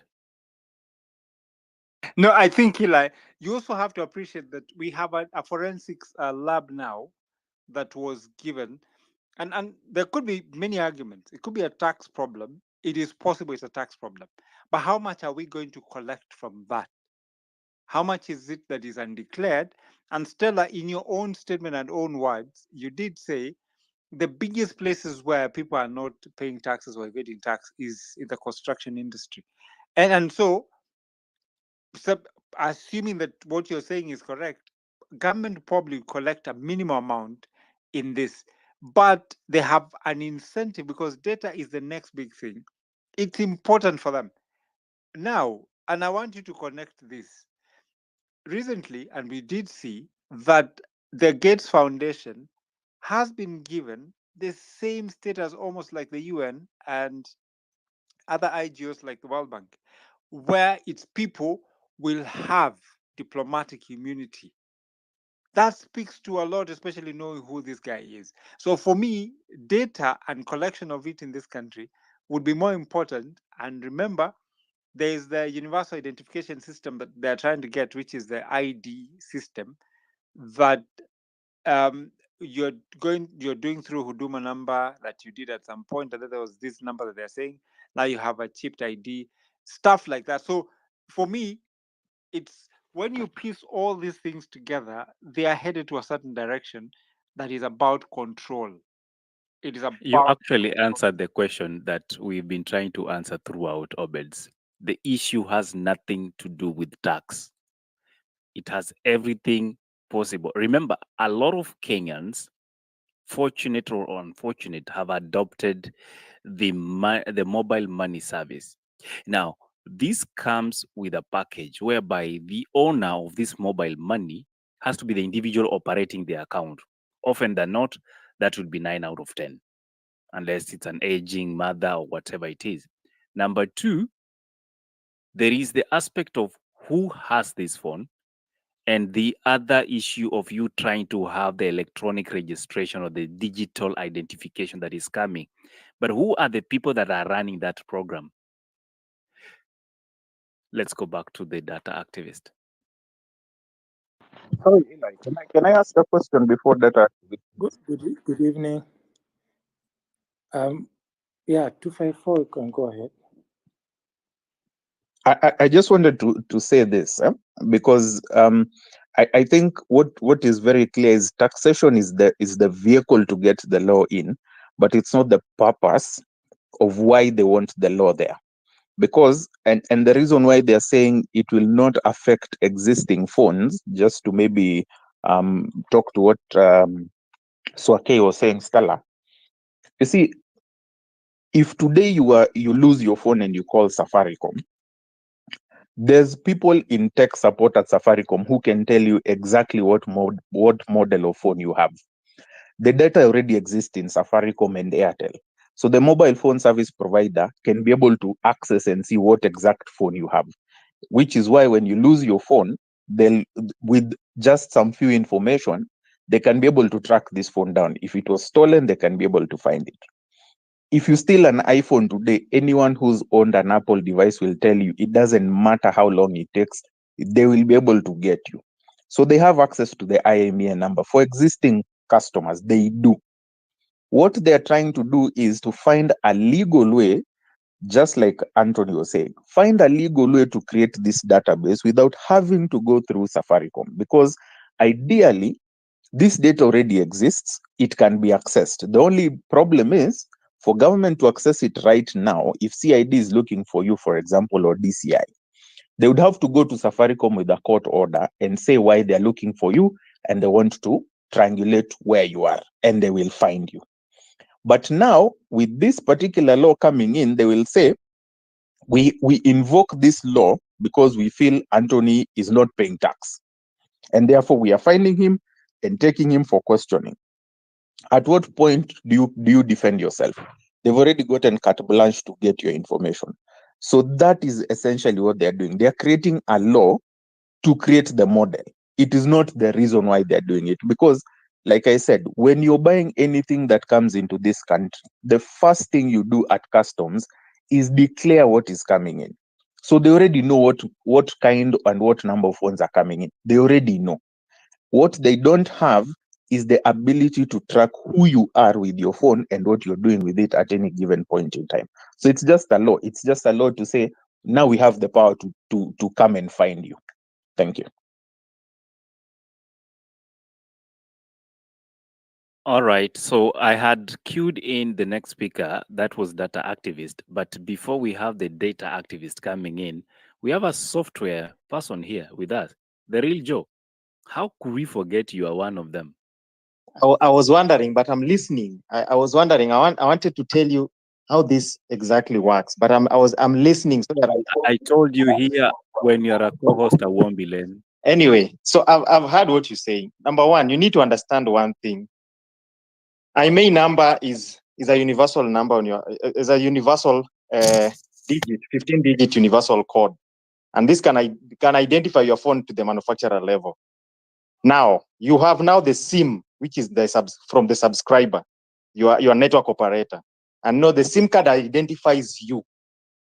That's why you always hear the terminology KYC in SIM card in network operators. Know your customer, and therefore the SIM card identifies you specifically. And when the SIM card identifies you, the network operator is able to get your IMEI number. This is something you need to know. Safaricom has your IMEI number as soon as their SIM card is inserted on your phone. They have your IMEI number. So that one is there. The operators have that information. Of course, the government is trying to find a legal way, just like majority had said. We need to understand a few things. Number one, I'll talk on the tax bracket, then I'll talk on the tech side. Number one, this tax bracket that the government is targeting is insignificant. very, very insignificant. In fact, the current existing tax bracket that the government has, they have failed to be able to collect taxes adequately, even with the current tax bracket. But the government is failing because of a few things. And I'll speak more authoritatively because I understand this. Number one, even just making tax the relevant tax bracket compliant is very, very difficult for the government. The government has been unable to make people compliant with the tax collection, even the small businesses and things like that. You heard at some point when the new CS said that, you can go to Kimathi Street or even Luthuli, and you can buy a computer and you will not pay taxes for it. The person who is buying has not paid taxes, the seller has not paid tax. Keep in mind these devices are ex-UK, ex-whatever. So even with the government has been unable to maximize, even exploit to the latter, this current existing tax bracket. Because of failed policies, failed systems, we have transitioned with KRA. When we are coming to teams, when KRA brought teams, they were coming to sort one problem. And this problem was to be able to verify each invoice one by one in their system. That is what teams came to do. Then we came with the Teams device. Actually, we are one of the people, I'm one of the people who is directly affected, because when we brought these Teams devices, we only had them for a few months. Then now we are rolling to e-Teams. Okay? But they gave us a leeway to continue distributing them, even though we had importing very, very huge number of them. But that aside, now we have e-Teams right now. I'll tell you, we have done from where I sit, I've already done integration with e-Teams system with most of the solutions that we do provide to our clients. I'll tell you, for the last 30 days, the e-Teams portal has been down. So you can imagine the backlog in terms of tax that the government has between the government and the businesses. That portal has been down for last 30 days. In fact, the new clients that we were able to onboard in the last 30 days, most of them have not been onboarded to e-Teams because of the government has not been able to ensure that, KRA has not been able to ensure that this compliance is possible. In the technology side, the integration is done, but the portal is up and down, up and down. You will see that there are still businesses that are working with devices, and e-Teams was supposed to come and eliminate the use of physical devices. Okay? So that is a failure by the government. Now, when the government now has a legal way of obtaining your IMEI, that is dangerous. Of course, we all do also understand that there are ways to hide your IMEI. I will not tell you. There are ways to hide your IMEI. You can broadcast a false IMEI, just like what hackers do and things like that. You can do that. You can broadcast a fake IMEI, but in the sense of looking at these two ways, this is very intrusive. Like having this data legally, you see, even right now, I heard Daniel say that, the government gets data. Of course, cellular triangulation is never accurate. What Daniel was talking about, cellular triangulation is never accurate. When they are tracking you, they must also, but it is also social engineering that makes it accurate. So they would try to see your social media and see where you're posting. They look at social engineering makes it more accurate, the cellular triangulation. Sometimes even they'll get data from other people. Sometimes they even infringe your rights and even look at your telephone conversations. Sometimes they infringe your right and even look at your payment transactions, the nearest shop that you made an M-Pesa payment, your token payments, your water, all those kind of things. Government can access that through Safaricom. Now they're looking for a legal way, because when they have your IMEI coupled with your subscriber information, then they have you completely. So this is not a matter of increasing the tax bracket. It is not, that is not the intention. The intention is surveillance. And this is very wrong. In fact, most governments, you guys must have heard about Pegasus, the malware from Israel. That malware, as we speak right now, even with the current, even without the government having the IMEIs as they have right now, Pegasus can be used to access all of our information, even as we are right now. Why? Because these devices are manufactured by global companies. They can trade your device, they can trade your information. They can release all IMEIs belonging to African countries, all devices that are in African countries. And that's why you find that people who have been clever at some point buy telephones from other jurisdictions. And that telephone, it has left the manufacturer to go to Europe. Then it has finally find its way to Kenya. It is not a black market phone. Okay? But then the government might, and very small, very little chances, not get your IMEI for this. But of course, through your subscriber, they can. But there are operators like iPhone who are very strict with that, with things like IMEI and things like that. That's why iPhone is considered very secure. So there are some operators who are strict with information like IMEI, because then that identifies you in any network, and even without a SIM card, a clever person can identify you just on Wi-Fi and things like that. So this is just all about surveillance. It is purely surveillance. So there is no intention to increase tax bracket. If we are talking about tax brackets and the government is intending to increase tax brackets, the government can do more.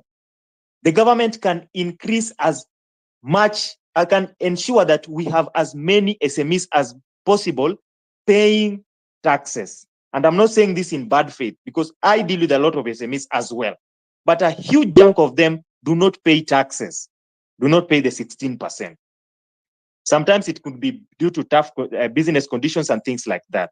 The government should exploit some of this.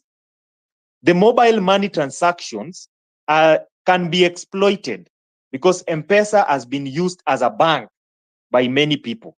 So it can be exploited to a very great level. I'll tell you that there are M-Pesa, Safaricom as dealers. Safaricom as M-Pesa dealers.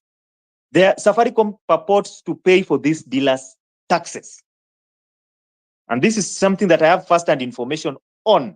Safaricom purports to, so there's a dealer who could be earning something close to about, say, 15 million. By the way, there are dealers who earn close to even 30 million from Safaricom monthly, or even more.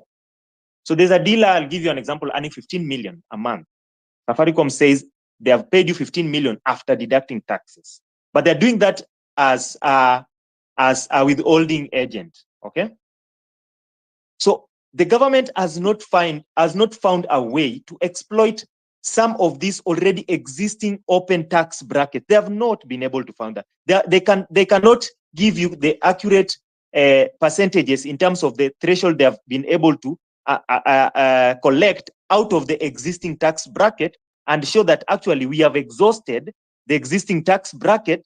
Then we need to increase another level of tax bracket so that we can accommodate whatever what our collections. We can increase our revenue collections. So the government cannot be able to tell you this information. So it is a failure from them, and infringing, coming for the privacy of the Kenyan people. That is something else, and that's something that should be fought to the tooth. Thank you. Thank you very much, the real Joe. Can you guys hear me now so that I can contribute? Okay, Daniel, you have to wait. Chill kidogo tu. No, I just don't know if I'm audible. We will because, let you come. We will let you come. Kindly mute. So this is what you're gonna do. The interest of this subject is becoming even more and more pronounced, and I'm hoping we can have another session to really go into the nitty-gritty. But for those of you wondering what we're discussing, we're looking at an overview of this week and the news that made headlines. And then again, we have looked at the issue of the impeachment of Deputy President Rigathi Gachagua. We have also looked at the intrigues around, the tribal cocoons trying to restructure and looking at how they can rally behind their person. There's another topic I'm leaving out. We actually touched on orbits. You have to remind me that.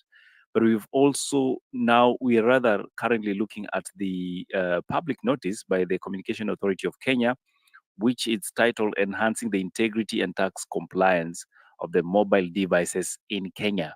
However, as it sits, it's not about the tax. There's more than meets the eye. I want to take the final comment on this specific issue from data activist, and then we can cross over to our last part and segment of the show tonight. Data activist, the mic is yours. Thank you, Eli.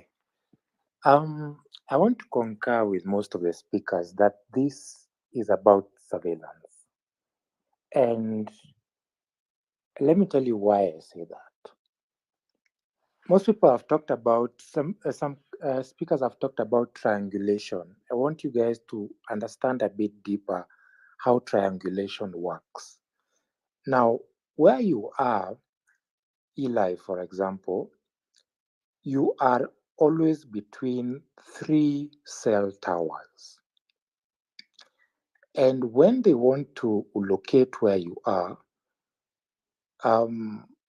with a little calculus, there's a way you used to draw the triangle of those 3 cell towers, and in the middle of the triangle, you draw a circle. That is the circle. It's called inscribing. So when you do that on a map, you can actually tell the closest location, the closest cell tower you are at. So that's location. So they're able to tell where you are at any given time. That's one. Two, it means they're able to tell your movements because they can tell from which cell towers you move through more frequently. Now, you guys are mostly focused on Safaricom, but it transcends Safaricom. And my thinking is that they have tested this out and now they have seen the challenges that they are facing and they want to get a wider area. Safaricom is just one telecommunication company.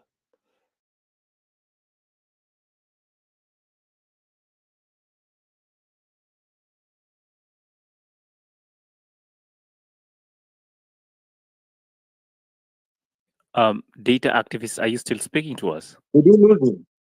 Seems like we lost him, right? I think they triangulated him. They found him. These things are actually happening real time. When we talk about this, mnafikiria tuna joke. Sisi hatupige story ya jaba. But anyway, Daniel. They found him. Daniel, can you make your final submission on the same topic as we cross over to the next, please? Yeah, actually, I wanted to clarify the entire journey because I had Anthony saying about it.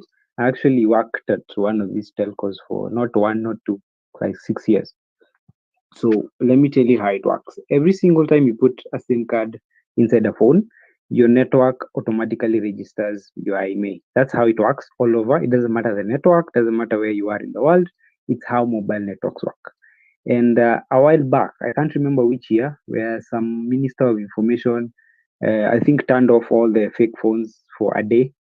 That tells you how quickly they can do it. It's so easy. They can. So they don't need the old IMEIs. They already have them. Why they are going for the new ones is because they want a database with a legal database with all of these IMEIs.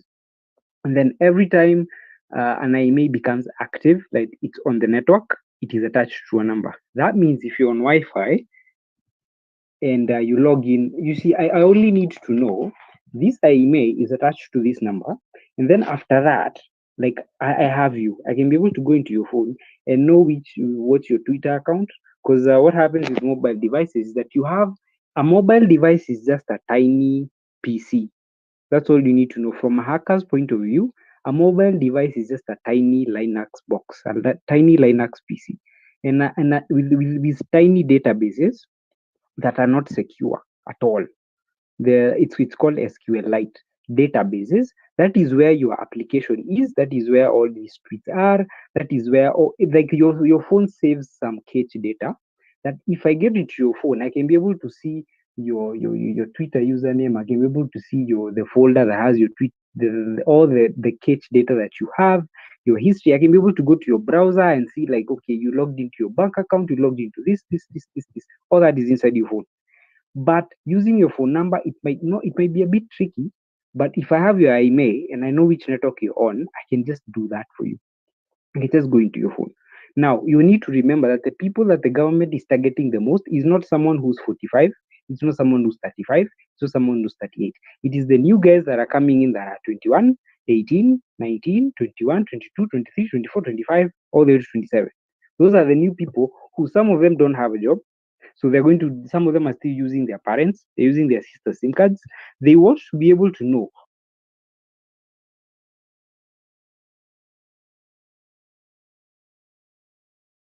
where they are, we know which phone they're using, and we can even go into their Twitter and see what they're posting. So when you tell you like it, I can even tell you for free because I used to deal with those dealers, and I can tell you if the government really wanted to tax this, it was a tax issue. It is 1,000 times easier to not involve us, the public. They can just go to those dealers very, very easily, and they implement whatever law they need to increase their taxes. Plus, like they are more likely to make more money taxing avocados than this tax. Like they will not make any money here. Just they will tell you they're making money, but if you actually go to the nitty gritty, they're not making anything. Let me just tell you for free, they're not making anything. The only time the government might make money from mobile phones is if they tax what you call. If they tax more on our calling, that is the only place that has revenue. Or they tax our data, that is the only place they have actual revenue. But if it's about your phone, the phone you're buying at the point of sale, that tax is already, they already have it. The ones that go hapo chini zimepotea, they're so little, it's pointless. Like they lose much more money on, I don't know, Timberland shoes zenye zinauzwa Nairobi than on phones. Like you need to, if you look at the numbers, it's nothing. So I can guarantee you with absolute certainty, this is 100% about surveillance. 100%.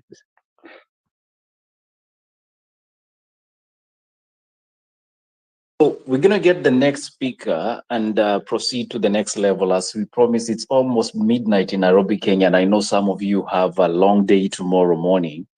Therefore, would love to find a way to come to the end of the talk. But that does not mean we don't have more spaces lined out. On Sunday, we are hosting a space called The Bible Says. Indeed, the Bible says. Let's find out what that will be all about. And on Monday, we are having another conversation on foundation of leadership or foundations of leadership. Make time to tune in from 8 p.m. on Monday, and it will be from 10:30 a.m. this coming Sunday, East African time. Data activist, and we don't want to get the triangulation aspects. It has been debated. Give us your final remarks on this same conversation. We have identified it has nothing to do with taxes. It has everything to do with data collection and, of course, monitoring the citizens. What's your take? Final one. Okay, thank you. Sorry, my connection seems, I think they don't want you guys to know what's going on. But anyway, fine. You guys understand the triangulation aspect. So it's about the data that is carried on your device, because they can be able to tell where you are at any given time, your movements, your transactions, be it Safaricom or using your banking apps. They can tell all that. But again, look at it this way. There have been protests. And so at any given time, they'll be able to tell where people are congregating. Even when you guys are moving towards CBD, for example, they can tell there's a crowd coming towards CBD, because they'll be able to see. The challenges they have been finding is that now they were using the SIM card, but now they'll be able to use the IMEI because you may have multiple phones. Yeah.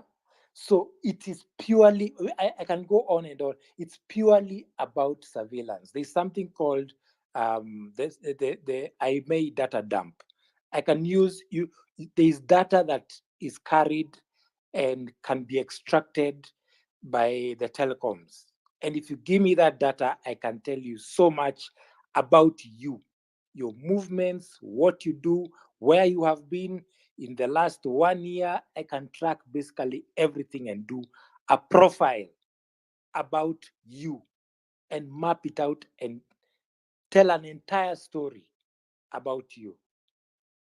It is purely about surveillance, purely.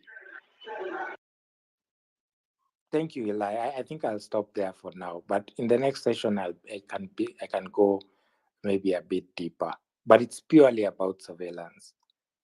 Thank you. Thank you, Eli. Thank you, data activist. And I have to say this, data activist is doing an amazing job with county assemblies on monitoring and evaluating how your monies and resources are being spent, used, and misused. You better follow him up and find out if he's been to your county, because yeye hakosi story.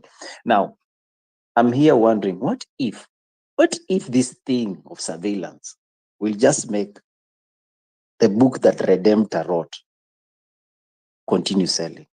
Unajua, yani muache nyinyi wanawake mtulie, wanaume mtulie, muache kusumbua watu, kwa sababu mutaonwa na serikali and we'll be monitoring everything you do. That's story for another day. Let's cross over to the last part of this conversation. If you're tuning in, this is Mizani 254. My name is Lipian Eli, hosting this with the real Joe and Obeds Riku, our co-host for the night. Now, Obeds, we have been talking about jobs and jobs creation. Did you notice that the minister is doing a lot of jobs to export jobless Kenyans? 10,000 every week outside the country. And they have committed to that. I'm just wondering, all these people who have been complaining, they are kina Nahumicha, why can't they be on the top list? Let's start from that.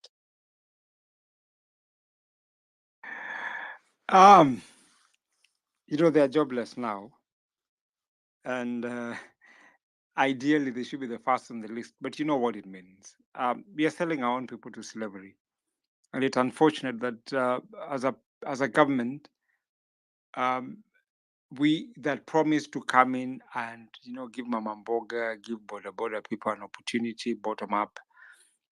The government has failed totally, and we are trying to copy examples of Southeast Asia in terms of exporting labor, but that model doesn't seem to be working very well because our government does not have proper documentation and follow-throughs or follow-ups.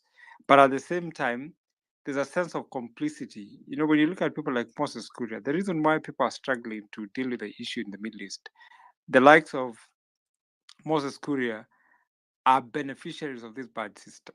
They have companies that are doing the business of exporting Kenyans in quotes to the Middle East and other countries. So that said, that conflict of interest becomes a big issue because then if you cut it off, like I said from the onset, if you create order and proper order in this country, a lot of people will be jobless and probably not make anything. But they enjoy doing this because people are suffering. Number two, it is, a silly excuse to not work hard to ensure that they create a very conducive environment to create jobs in this country. We have a very huge youth bulge, and for a long time, you even see what the IMF have suggested in their recent paper. They talked about Kenya and the Gen Z uprising. Government has to find a way to create jobs, and the way to create jobs is very specific. So they are not able to deal with that. And the easiest way, the low hanging fruit, is push people out. How can you train as a doctor for 6 years, then be sent to be a mbotch? And nothing against mbotches, but be sent to be a house help or a house whatever in another country in the name of, why are they asking us specifically for nurses? That tells you. there's a big problem. And this unholy alliance between Mr. Ruto and the Middle East. Mizani, if you remember, there's a time we held a space about you guy, my guy, and we had these guys from the Emirati, coming into our space, and they stayed there. And actually, I think I'm gonna post that thing. It tells you the unholy alliance and every other thing that you've been seeing is being done in the Middle East. All the wrong things are being agreed in the Middle East. And even the Adani deal was crafted in the Middle East. There's something about it. And actually, Ruto was introduced to the Adani people in the Middle East.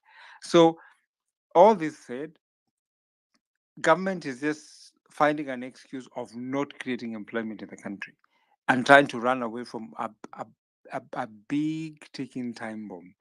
The more youth that are being churned out from higher institutions of learning without jobs or not being absorbed anywhere are going to be a problem. And the longer it goes on, the worse it gets. I don't think that is the way to go, but if government does not want to sort the problem, they're going to trip on their own problem. I have seen, who's this? This is Freedom and Resistance, Freedom Music up here. I want to welcome you and let us have a conversation around job creation by this government and exporting. When you see a Minister of Health, a CS for Health, posting on her X handle about jobs that are in the Middle East for nurses, how does that make us feel, and what does it mean to us as ordinary Kenyans?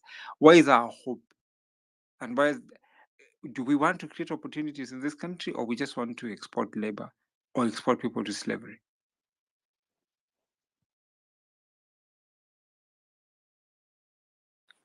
Freedom and Resistance Music, you can hear me?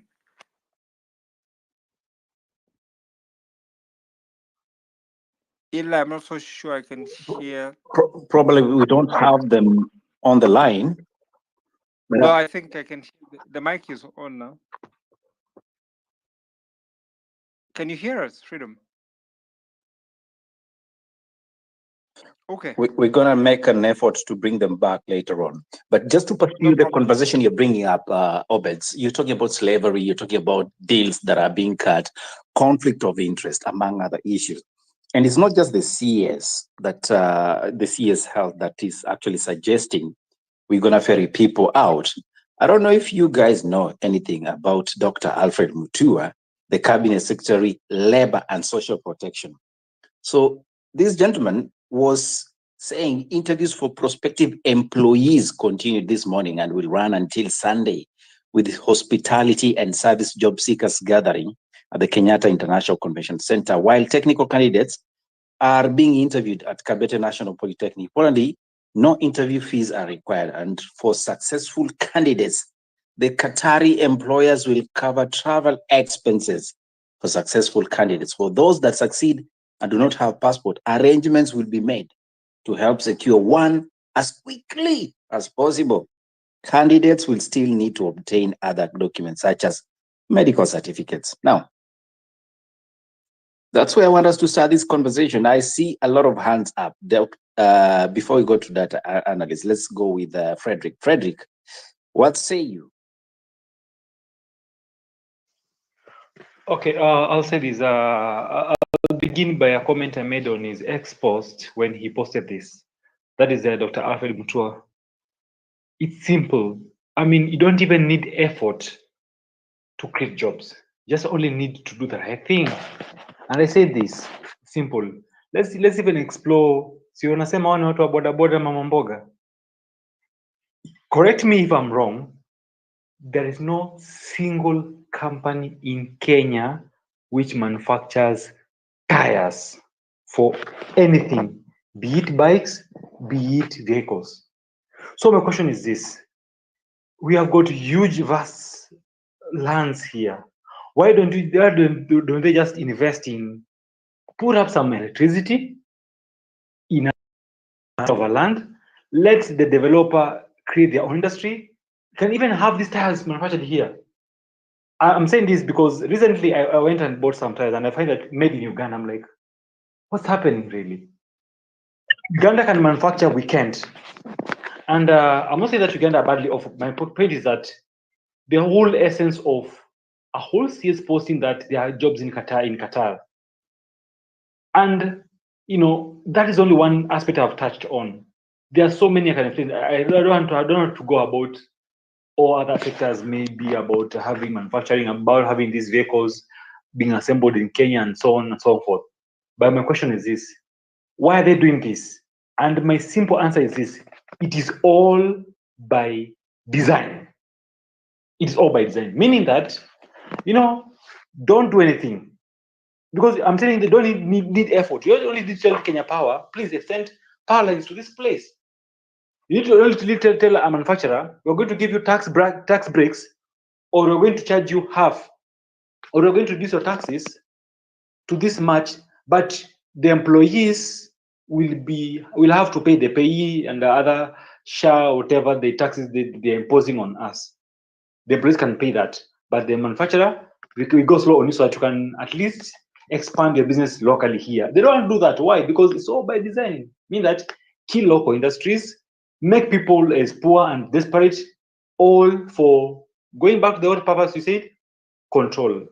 And the one thing about these people is that, and I'm saying this with a lot of pain, and I'm bordering saying nasty words which I don't want to say here, but they don't know one thing is that whenever you grow economy, you collect more taxes, the richer even you become. Because you know that these politicians, they don't know how to create a job.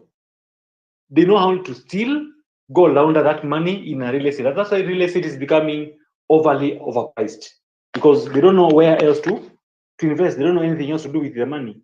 Apart from building and buying cars and then stashing their cash and then doing other things with the money abroad there when they have excess of billions of money and hundreds of millions. So that is the problem. That's the point I'm saying. They don't know anything to do.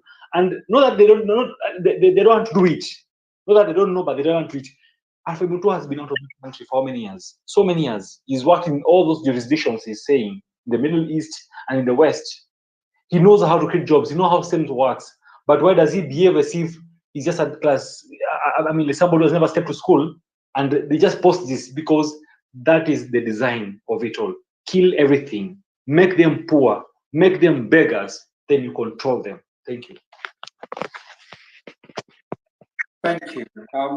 254 for life. Thank you for the mic again. I think I'll agree with Fred on this aspect of making people poor by design. But I also agree with what Obed said. This is the modern slave trade. Because ideally, looking at it from a sense, anybody who has a brain, you can clearly say there would be no reason why you'd ship degree holders, you'd ship diploma holders, you'll ship master's holders and PhD holders to a foreign country to go be cleaners. It does not make sense anywhere in the world. And in the same breath, you tell us you're going to bring in Adani, who are going to bring us engineers to build our airport, yet the existing engineers in Kenya are going to become nurses and house helps and construction workers in Qatar. That doesn't add up. That equation will never add up in anywhere in this world. So ideally for me, and maybe also I'd hope Stella can speak to this as well, being that she's in the banking industry. If you want to grow jobs, you grow the economy. It's just as simple as that. And growing the economy is as simple as creating an enabling environment for industries to thrive.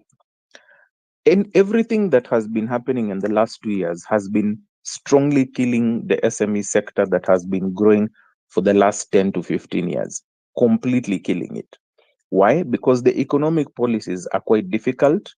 And for people who are in the large, especially the large players in the market, you'll find that a lot of multinationals are looking at going into other markets simply because there's no stability in our economic policy.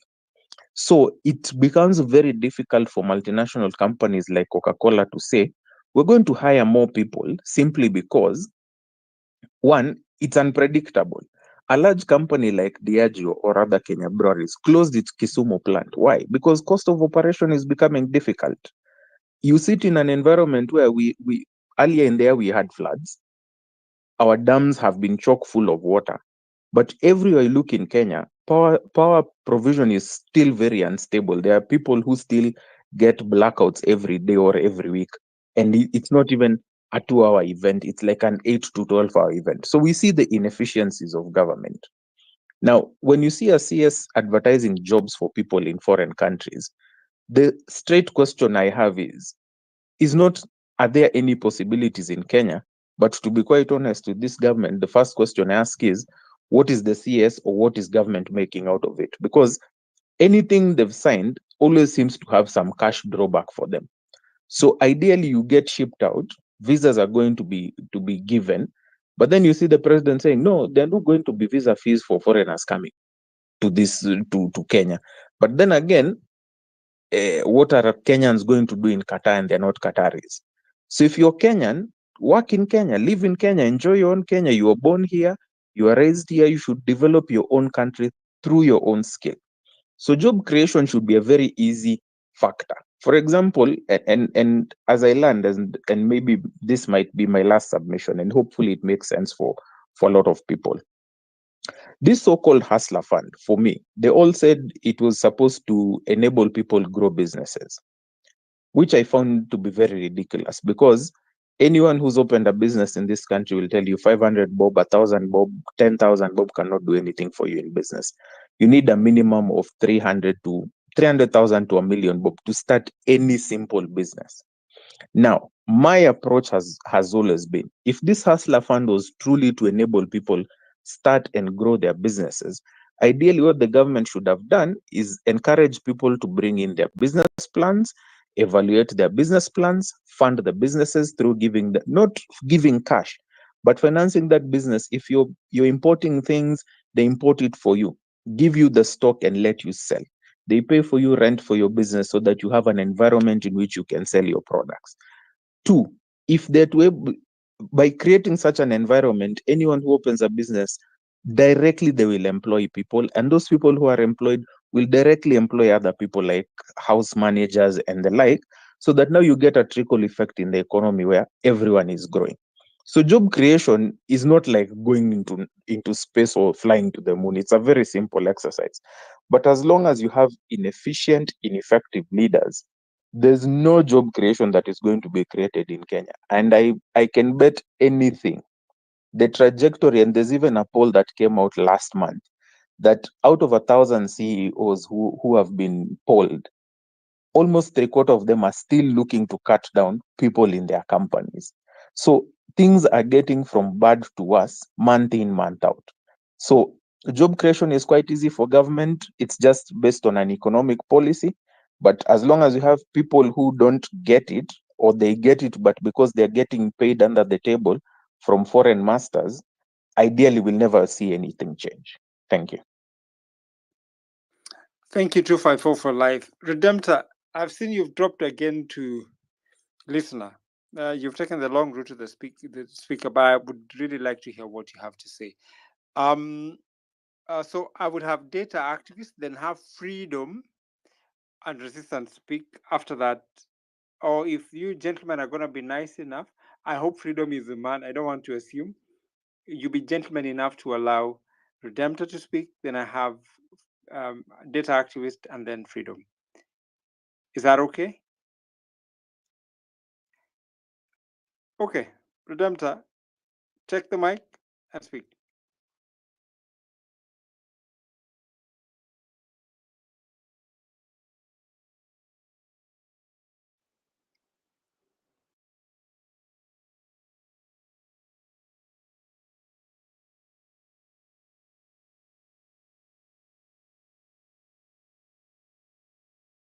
Is Redemptor speaking? I can hardly hear her. The real Joe? Confirm you can hear Redemptor? We can't hear Redemptor. I think wamefanya ile kitu. Sasa Amepatwa. nyinyi mmepeana email number ya Redemptor. You guys are not funny at all. But I know the Rejo wanted to make a comment, and we also have the other speakers that are waiting. We're trying to try it out so that by the end of the next 45 minutes, we are calling it a night or maybe earlier. But allow me to read these comments from Buka. Buka Ngesa, thank you for making time to be here. Comrade, we appreciate you. We say we must expand our industries, agriculture and agro-processing sectors, not broker young people as slaves to imperialist countries, deepening the brain drain, not human trafficking through labor export. Um, Earlier on, he had actually opined that this is William Ruto engaging in human trafficking. Okay. 10-week hospital, as many hospitals don't have nurses or doctors. But Ruto insists on labor export. Most of these people leave the country and return as cargo, depressed, sick, or broken. I think the word there was take note. Hospitals, as many hospitals don't have nurses. And let's see what more we have to spare in this talk. Back to you, Joe. I want to try and can you hear me now? Yes, we can. Yeah, I'll summarize. Please allow me to speak. I've been listening. Kutoka kwa health, tumeenda. I'll make my submissions very short because the surveillance one was very interesting. But I came to this conclusion that the person who is surveilling you is doing it in mass, like you're looking at data of millions of people. But because they are puppets, they are also under surveillance. So they'll have my file and my file will have, oh, I have Uliza, I went to this place, I'm investigating Shakahola, but they are hiding money abroad. They know everything about their children. They know who among their children are even using drugs. So their files are bigger than our file. I don't know if that's any consolation or it even makes it worse. That the people who are enslaving us are also slaves. And so come now to the labor issue. Every time we say that resources, we focus on minerals. We say we have oil in Turukana. The biggest resource is human resource. And so they are trading in it. Secondly, you look at some of the loopholes we are looking at in terms of how much is racketeering in Kenya, in Africa, sex slaves, human trafficking for sex slave, organ harvests. It's bigger than drugs. It's undocumented. Who are the people who are doing these things? As you're getting enslaved because of, when you talk about manufacturing and someone will say, why are we not manufacturing even tires?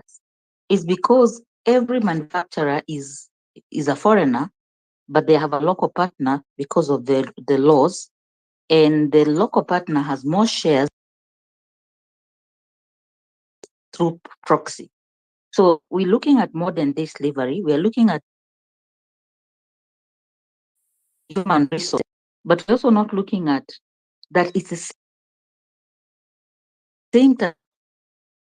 Redemptor, pardon me, but you are too far away So while from we your are router. being Redemptor, your connection is a bit flippy here and there. Do you mind doing the needful? you're having Because whatever you're talking about is very important. Yeah, and I want to Umesonga kwa close in. So I'm balcony. saying, Yeah. Go closer. Nico, I'm unusual where I'm being surveilled. So I'm just saying, I don't know if this is any consolation for us. We are thinking, why are they smarter than us? Because when I listen to these discussions, people have figured these things out. We know exactly where they have us and how they plan. So in as much as we're enslaved because of poverty, the manufactured poverty, they're also enslaved by their greed. They can never have enough. They can never sell us enough. And sometimes people who are working overseas get offended when we talk about the export. But what they don't realize is the number, the youth purge is growing bigger and bigger. So it doesn't matter how much data mining you want to do, how much you want to sell. I think the people will always have it because of the numbers and also the sheer determination to survive. So, I mean, I've listened, there's so much sound kama stories za jaba, but I'm also encouraged that people who are enslaving us are also enslaved. So all of us are fighting for freedom in different ways, but they'll never be free because their greed is so deep. They have made so many deals. They owe so many people. So the best is just to replace these puppets with the next puppets. So we have to overcome. We have to figure it out. They are surveilling us, but they're also being surveilled. So anyway, we'll figure it out. That's my encouragement for everyone. Asanteni. It's very late. My brain is getting slower and slower. Usijali, tuko na dawa. It doesn't sound like it's slow at all. We have medicine. We'll just survey you, and you'll be here to complain about your phone hanging and DCI, and we'll be saying free Redemptor's phone. But then again, we are happy that you joined the conversation, and we are happy to be having this quite an interesting talk across the aisle. We Eli, still have more speakers joining in. Yes. let me give you some very interesting information here.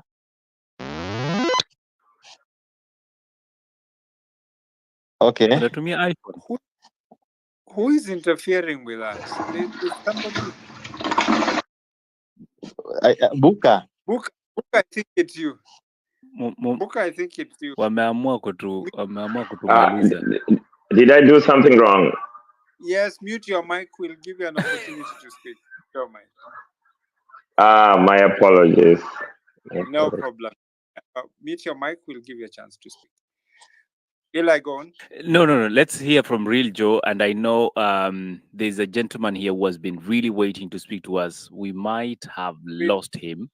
So the Real Joe, make your point, and then let's really progress this. We have 40 minutes to the top of the hour and call it a night. Thank you. Before Real goes, I was supposed to go before Redemptor. Can I go, Real Joe? Is that okay with you? Yeah, that's fine. That's fine. Data. Just go. It's okay. Okay, thank you. Now, there is nothing that this government does that nowadays that is not related to money. So ask yourselves how they stand to benefit by exporting the youngest people in this economy. They have already set a target, a diaspora target. In the next, is it 5 years? They want to be earning, I think it's $1 trillion from diaspora remittances. So that's one. Two is that the high income countries have an old population. They are not giving birth because they have also a low fertility rate. So they have a very small youth population. And that's why you find it is very easy to export our youngest and take them there because they don't have a young population. Three is what is happening in Kenya is also happening in other African countries. Why? Because Africa has the youngest population. So they are finding ways of exporting that population to other parts of the country or of the world.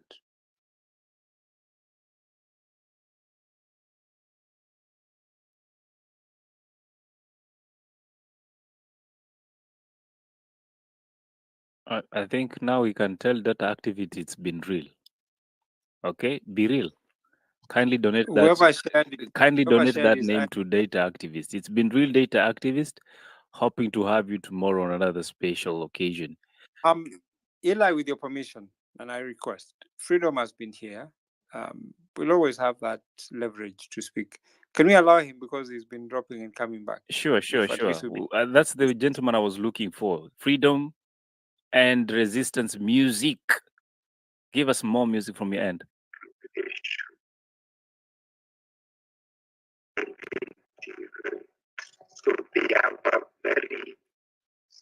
No, we can't hear you, sir.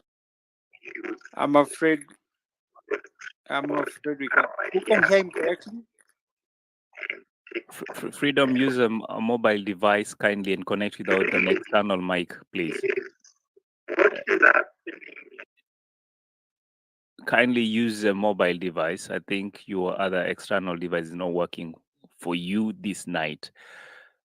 Let's push it out to the new speaker, Bukangesa Omol. Good evening, sir. I hope you are awake. And while at it, Buka, confirm what was said about shareholding. I want to know whether you are part of that shareholding. Bwana Comrade Buka has made this thing here for a long time. We don't want to go that route. Otherwise, we'll sleep until 4 in the morning. On a light note, On a light note. Oh, so he's part of the system. Ngesa, good evening. Well, I just wanted to congratulate all of you who have been very consistent in hosting this space, particularly Mizani, Eli. I just want to appreciate you. And today also we have Obed and Riljo. It's an important because it's a very democratic space where we can express our views without much limitation. Like we are always fighting to get our voices heard in the corporate media. So social media also advances a democratic space where we can literally discuss certain issues. Of course, one of the leaders in the Communist Party of Kenya. During this sham trial of the deputy president now impeached, he dragged the name of the Communist Party of Kenya and claimed that even though the Communist Party of Kenya are making noise, that we had signed some shareholding certificate with the Kenya Kwanza regime. I would like to make this clear that the people who have been trying to save Gachagua are former leaders of the Communist Party of Kenya, particularly Mwandawiro Mganga, the former MP of Undanyi, and Benedict Washira. These are people that vacillated. They tried to auction the party, but the majority of the party, of course, refused their ways. And for that reason, we are even having a national congress on the 17th and 18th of November to make sure that we can replace them in leadership and advance to build a pro-people camp. The Kenya Kwanza regime is beyond reform. Even if they were to buy as many communists as possible, it will not save their sinking ship. The ship will still sink. So we distance ourselves from the Kenya Kwanza sinking ship. And of course, we hold a very clear position, like the majority of the Kenyan people, that the Kenya Kwanza bus, including its driver, of course, who is William Samoei Ruto, including the Tan Boys, Madividi, and Weta, and of course the conductor, Rigiji, the passengers who are the MPs, the hired mechanic, which is Raila, all of them must fall. We do not want that kind of bus to drive us anymore because they have killed so many people. In fact, this space, we are talking when almost 78 of our comrades were killed, murdered by this regime. And remember, now the deputy president elect, Professor Kinduri Gindiki, was the CS for security, and interior. So he is also a murderer. So you cannot allow a murderer to actually be the deputy president at all. No, we cannot. So this regime is beyond reform. It must fall. But let me go to the main topic, which was people, business, and politics, because the Communist Party of Kenya has continued to correctly say that the Kenyan system is a neo-colonial system. A neo-colonial system in the sense that we are not in charge of our economy. And without economic independence, we have no sovereignty because the puppets that continue to rule us in Kenya, including the first president, the so-called the founding father, Jomo Kenyatta, that negotiated with the British imperialism. These were people who robbed our land. They only administered the Kenya's national project on behalf of their sponsors, which were in the imperialist country. At that time, the classical British imperialism. And now President William Samoei Ruto, who was actually a leader of a militia in dictator Daniel Toroitich arap Moi's government, is actually the United States puppet. Is Joe Biden, dog. And this is not something we're just saying because we have hard facts that actually prove that William Samoei Ruto does not have a mind of his own. He is a marionette being controlled from White House. And I will give a few examples so that we can actually debate these issues in detail. But let me go on because on how to build a national economy.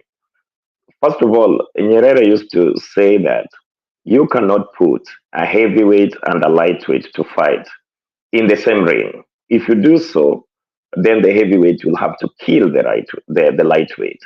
So if you put multinationals to compete with small businesses in our country, they will definitely kill those small businesses and then the multinationals will dominate. I just wanted to reiterate the fact that multinationals are not a solution to creating employment because multinational can only complement a stable national economy or that is run by the Kenyan people and not the puppets of the West. Particularly, I would say that if you have a small in Kenya and they're competing with Barclays, which is heavily financed by the external, the big financial capital, it basically means that Barclays Bank will be able to offer more services and even clearly outmaneuver the local businessmen from business and then become a dominating factor, introduce monopoly, and start the process of even exploiting the local Kenyan people. We saw that in the taxi industry where the Uber came, and what they did was they were deep pocketed, they were financed by Google, and then within a very short time they actually underpriced to make sure that they kill the local taxi business, and then now they have increased their prices to try and scoop back their interest. So unless we have a responsible government that is able to impose certain protectionist policy to protect local business and be able to negotiate clearly with the multinationals to be able to do business in the interest of the majority of the Kenyan people, then we will have, I like what Redemption had said before, that Kenya is turning into a modern day slavery. Remember, comrades, the AGOA program that was rolled out by Bush, remember the AGOA program that was continued during the Obama administration, and now that still continues under the Joe Biden administration. This AGOA program cannot claim to create jobs for the Kenyan people. The Kenyan government created special economic processing zones to welcome multinationals, particularly United States multinationals in our country, to actually get into textile production and then export new textile and then bring second-hand clothes back to Kenya. But the people who actually benefited from these special economic zones were mainly multinational. In the special economic zones, they have tax holidays, at least 10 years of tax holidays. All the labor rights, including unionization of workers, have been suspended. They have subsidized water, they have subsidized electricity, the taxation is on the worker, not on the capitalist. So it basically means that people are offering almost free labor to big American companies who continue to exploit the majority of the working people. And generally, Kenya remains poor, and we are celebrating 24 years of the AGOA program.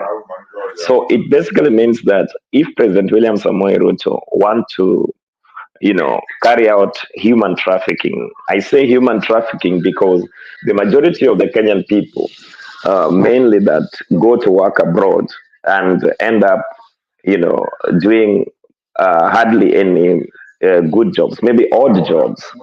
They live here as passengers, but very soon they come back as cargo. They come dead, broken, and the government does not give them the real support. In fact, this brokerage business was started by certain operatives within the Kenya Kwanza government, even before they were in government, to make sure that they can broker the Kenyan labor to multinationals and make huge profits on the work of the poor Kenyans. This is not something that we can tolerate. And even in terms of building local industry, President William Samoei Ruto is very clear.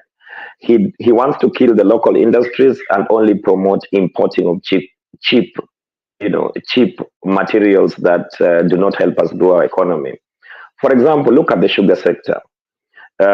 In President William Samoei Ruto's, foolishness, he thinks that he can import cheap sugar our country and then kill the local sugar industries and think that he can create jobs. Nothing can happen like that. He's opening, floodgates for Mutumba, second-hand clothes, second-hand cars to come to our country. He's not opening car industries. He's not inspiring investments for car industries. He's not, rejuvenating our textile industries. In fact, unfortunately, almost everything in our country is Mutumba, second-hand, or from clothes, even sometimes our ideas, the cars, the culture. We are all living a lie of the so-called Western civilization, while our economy is being downgraded. Remember, even when President Ruto talks about food security, it's foolishness to say that you can talk about food security and only claim that Bill Gates and Bill Gates Foundation can help us to sort out our uh, food food security through technology and technology alone. So you want to do, for example, you want to do the GMO things, while the truth of the matter is the majority of arable land is being hoarded by criminals, including the previous president, Jomo Kenyatta, Daniel Toroitich arap Moi, and several other churches are hoarding the land that is meant to be productive. That is why we don't have food security, told that we can only get food security through technology and encouraging poor people to plant sukuma wiki in their verandas and thinking that that will bring food security. The land issue has to be sorted out. The land has to go to the tillers. The land has to be, a source of production. When we are producing from land, we must then bring out agro industries where we do value additions, and then these two sectors will inspire light industries, and then light industries can inspire heavy industries so that we have steel manufacturing. This is the most important thing, not all these stupid things that the Kenya Kwanza regime is doing to try and export people abroad to go and die abroad out of even loneliness, non-patriotism policies. So for us to be able to build our national project, we need a government that can change its policy to be more inward looking and even protect our currency by diversifying our bottom line in the central bank and making sure that we can trade with various currencies and even challenging the hegemony of the dollar that keeps on, because the United States does not produce anything sometimes. They just print dollars and buy gold and buy things from the African continent. And if we do not understand how it works, that it makes sure the rest of the world works for them. But in actual sense, there is no development that is taking place in the global south, particularly in the African continent. And we always say, from the Communist Party perspective, that Africa is not poor. Africa is being robbed. Our natural resources are being robbed. Our human resources are being robbed. Our politicians are bought even before they go to power. Our democracy is rigged because you cannot tell me that we're in a country where only the rich people can vie for political seats and win. And these rich people, when it comes to contesting for political seats, they tour the world. They go to Israel to pay homage. They go to the United States to pay homage. They go to London to pay homage and come back with money to bribe their way into power. And that is why we have to continue to thinking about an alternative way to run our country. In fact, now, from our perspective, we say that the most important task in Kenya is to make sure that we can complete our independence. That even though we call ourselves the Communist Party of Kenya, but our immediate task is not to impose communism upon the Kenyan people. Our immediate task is to mobilize all democratic forces in Kenya to make sure that we can complete our independence and make sure that the puppet and the clients of the United States are actually defeated. This is the most important, that the billionaire class like William Samoei Ruto that have gathered wealth through rampant corruption, state-sponsored and budgeted corruption, and continue to murder the innocent people has to be defeated. And this, we must mobilize all the democratic forces in our country to make sure that we can isolate them, defeat them, round them up, the wealth that they robbed, socialize that wealth, and make sure that the majority of the people can access not just land, but they can have food security. And finally, with land and food, because even the concept of under this mission is perverted. You cannot say that the constitution says that you're free to own Kenya, while basically that freedom is only for the rich people. There's no one who is free to own land in Kenya if you don't have money. So we have a government that only works for a few rich people and continue to suppress the poor people. These are some of the things that continue to annoy us in this country. Even access to justice is for rich people. Access to hospital and life with dignity is for rich people. And now President William Samoei Ruto has even sponsored a more redundant bill that makes sure that even our water is privatized. This is something now the Gates Foundation has been given, a green card.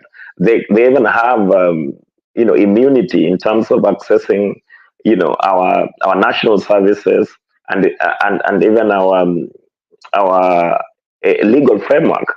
That means if they are to commit any crimes within the Kenyan, they will not.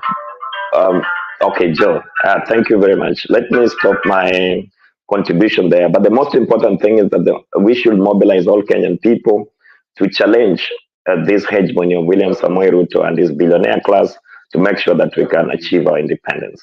Thank you very much, Rijo, and sorry for talking too much.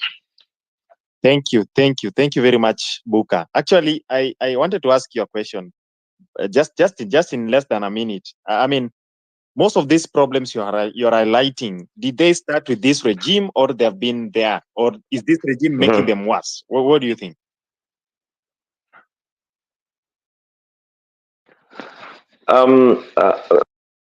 That President William Samoei Ruto has been the worst of the president. Remember, during the Jubilee government, they came up with the policy of looking east.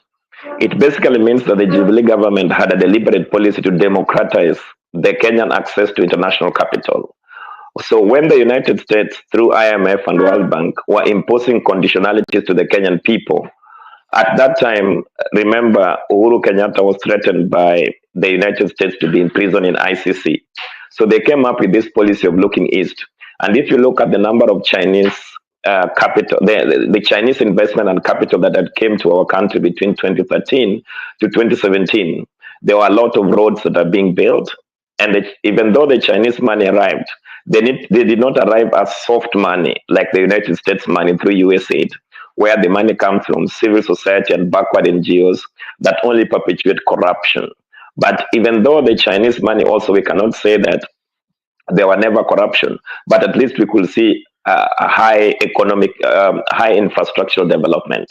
So President William Samoei Ruto, this problem did not start with him, but he has intensified them. How do you explain that President William Samoei Ruto has borrowed like 100% more than what Jubilee borrowed in the last 10 years? He has borrowed in less than 3 years.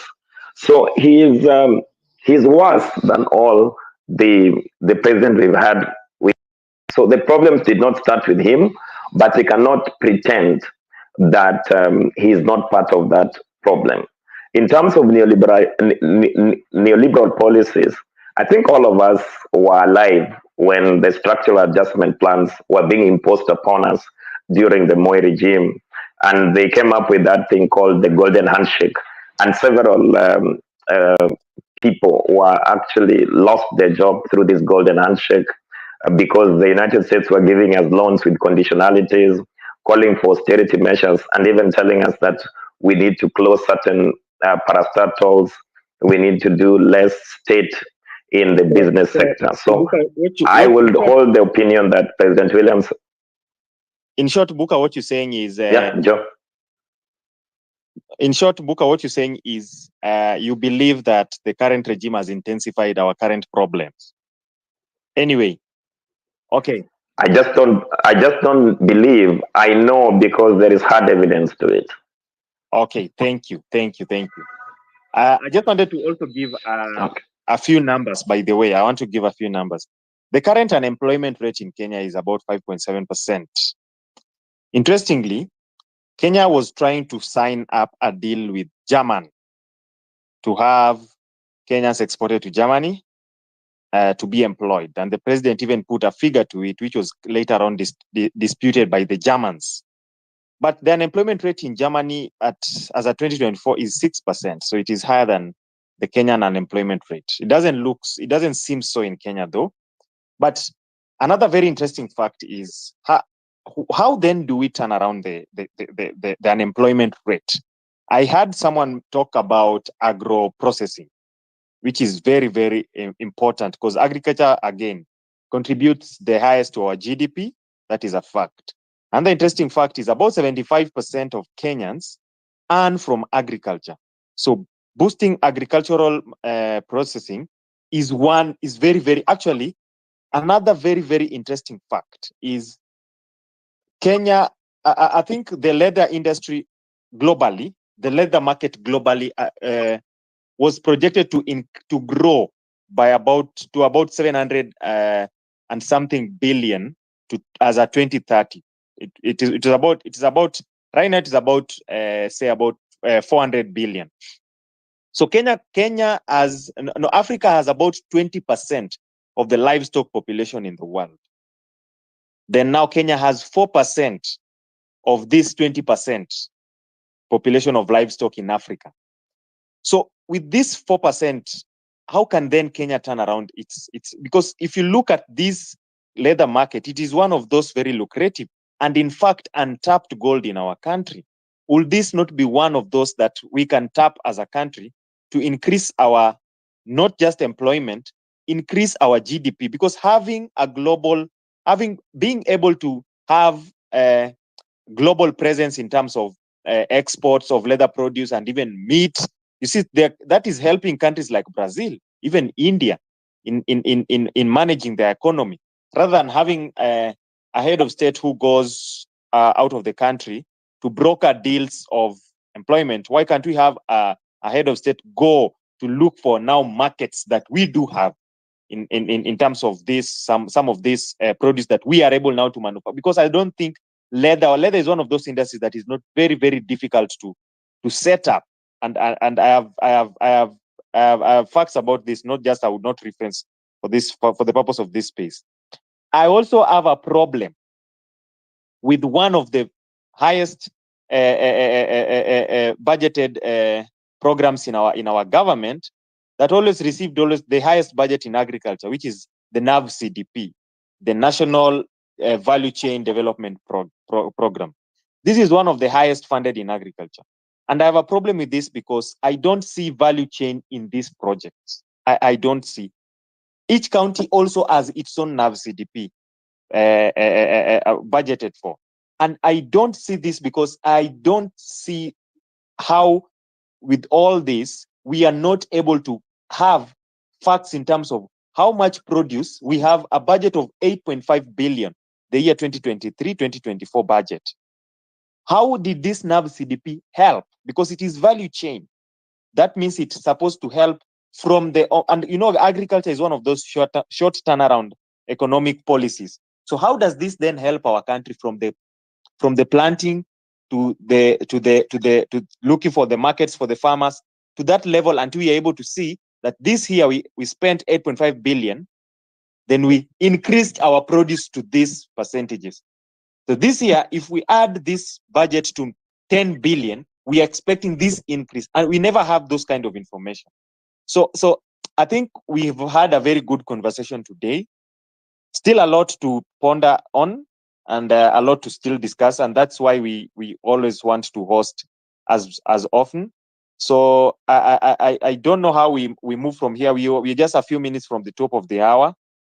I think we are going to have the final just submissions from the current speakers. Then we can see on how to close the space. Obeds, I think I've made a mistake from my comments. I don't know. No, you haven't, and I'm not a disciplinarian here. My business is to moderate and ask questions, so don't worry. I'm going to give each of us, the people on the speaker, 2 minutes to make their final remarks, strictly 2 minutes, so that we end the space and allow people to rest, because tomorrow is a working day. Buka, I give you 2 minutes to give your final remarks. Okay. No, my final remark is just to comment on the statistics that when Real Joy is mentioning statistics about jobs, we must not just mention quantity. We must also mention quality. We need jobs, and we don't just need jobs. We need jobs with dignity.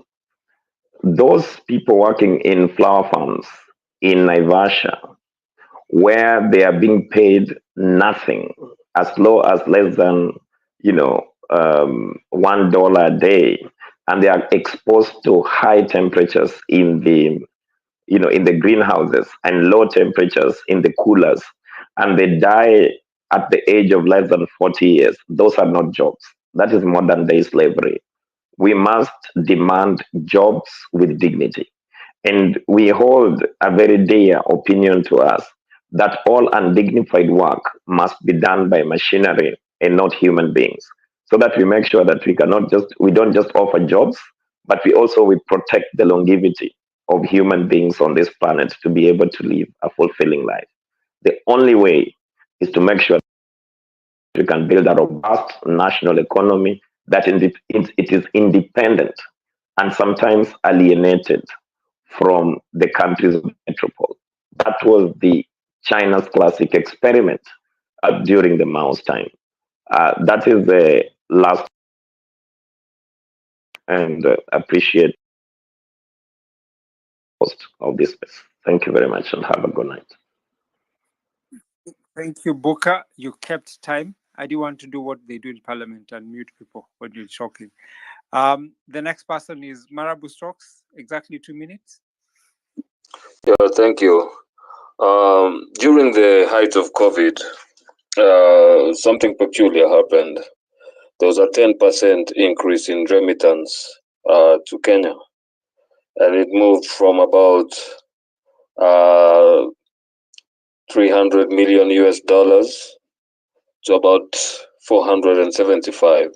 This was peculiar because people expected that during COVID the remittance would go down, but the increase, to some conspiracy theorists, especially from Nigeria, was that the politicians were pulling back their money to the country, fearing that the world was in its demise. So sometimes these policies are made by people who have already hidden money abroad and are looking for better ways, safer ways to bring back their money to their host countries. And mostly by having more workers abroad, then you can have this money coming back to the country hidden. So sometimes the agendas that we have with these people, especially when you see them going to these countries like Qatar, these countries like Dubai, these countries in the tax havens, it's very suspicious. Remember that less than 20 miles off the coast of Africa is Lampedusa, where there is a biggest concentration of Africans trying to find migration abroad. No effects has been taken on this issue. So as we are trying to have more Africans go abroad, we must look at the ulterior motives of the politicians. Is it that they're after the foreign exchange, or they are looking for lacunas to find ways to bring back their money? Lastly, let me say this. Kenya is woke, and right now I can see that people are becoming more issue-centered, and we are starting to speak about the real facts on the ground. I hope this continues further as we end up to the next elections. I see my brother Buka here. I would urge him to also come back to the ground and inform the people of his party's manifesto and everything that is happening. Apart from that, let me thank Mizani, Real Joy and Obeds. Let's have these conversations often and always. Let's keep it real and balance the scales of justice. Thank you very much for the time. God bless. Thank you very much. 254. Thank you, Obeds. And once again, thank you, Mizani. Thank you, Real Joe, for hosting the space. As always, thank you as well, Stella and fellow panelists, for the insightful conversation. My final remark for the day or for the week is that the distractions will keep coming. They're loading more and more to try and distract Kenyans from the real issues. So my strong urge for everyone is to keep to the task of talking about the issues, because the issues that ailed us 6 months ago are still ailing us today. And hopefully we will get more solutions from more great minds. It's always great to see Kenyans thinking the same way or thinking towards a better Kenya. And as I've always said, Kenya does deserve better, and we will get better in due time. We just have to be steadfast in our efforts and in our plan to get to a better Kenya. So I wish you all a great weekend. Thank you always for being in these spaces to converse about your ideas, about your emotions, about how you're feeling about the country. And may you still feel Kenyan. There's always a better tomorrow. So I thank you all. I thank you, Mizani, for the space, and look forward to the next one. Thank you as well, and good night. Thank you, 254 for life. Stella, your final remarks. Thank you, Obeds, and thank you, Mizani, for hosting the space. So my final remarks would be, I see that the government of Kenya has very little or no ambition for the young people of this country. And that equates to no ambition totally for our country, because if they had any ambitions for the young people of Kenya, then they would make Kenya work for us.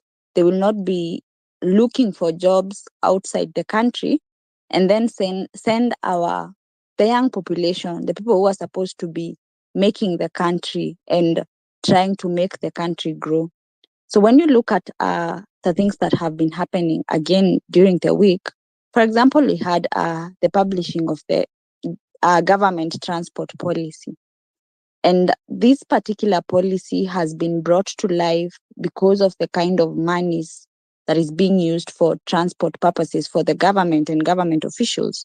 So when you look through, you get to see that, for example, in 2023, the report says that the government used 14 billion for transport services. So this includes transport to foreign countries and also the domestic transport services. When you look at the development expenditure, for example, for the 63 ministries and departments, we only have 10 departments or ministries that have an expenditure allocation of more than 14 billion. So when you look at that and then you look at where the money goes, you get to see that the priorities of the government are very much crooked, and that's why I concluded that the government has no ambition for the young people of Kenya, and it equates to having no ambition for this country. So this means that the young people of this country will have to struggle so much to have this future that they are looking for, which could have been facilitated by the government if they wanted to. So yeah, that will be my final remarks, and thank you for having me and giving us the opportunity to discuss the country's discourse. Good night, everyone. Thank you, Stella. The real Joe. Thank you very much, Obeds, and every other speaker, listener who has been able to join us. People, business, and politics. So, what is the one thing that business and politics have in common? They both involve, they both depend and rely on people. And in between, there's one very fundamental thing, which is trust. Businesses have to build brands that people can trust. And in the same breath, politics and political ideologies must resonate with the people, and therefore must give the people a reason to trust those ideologies and those political beliefs. And in the case of politics, in terms of policy and governance, people must resonate with these kind of things, and therefore their interests then should come first.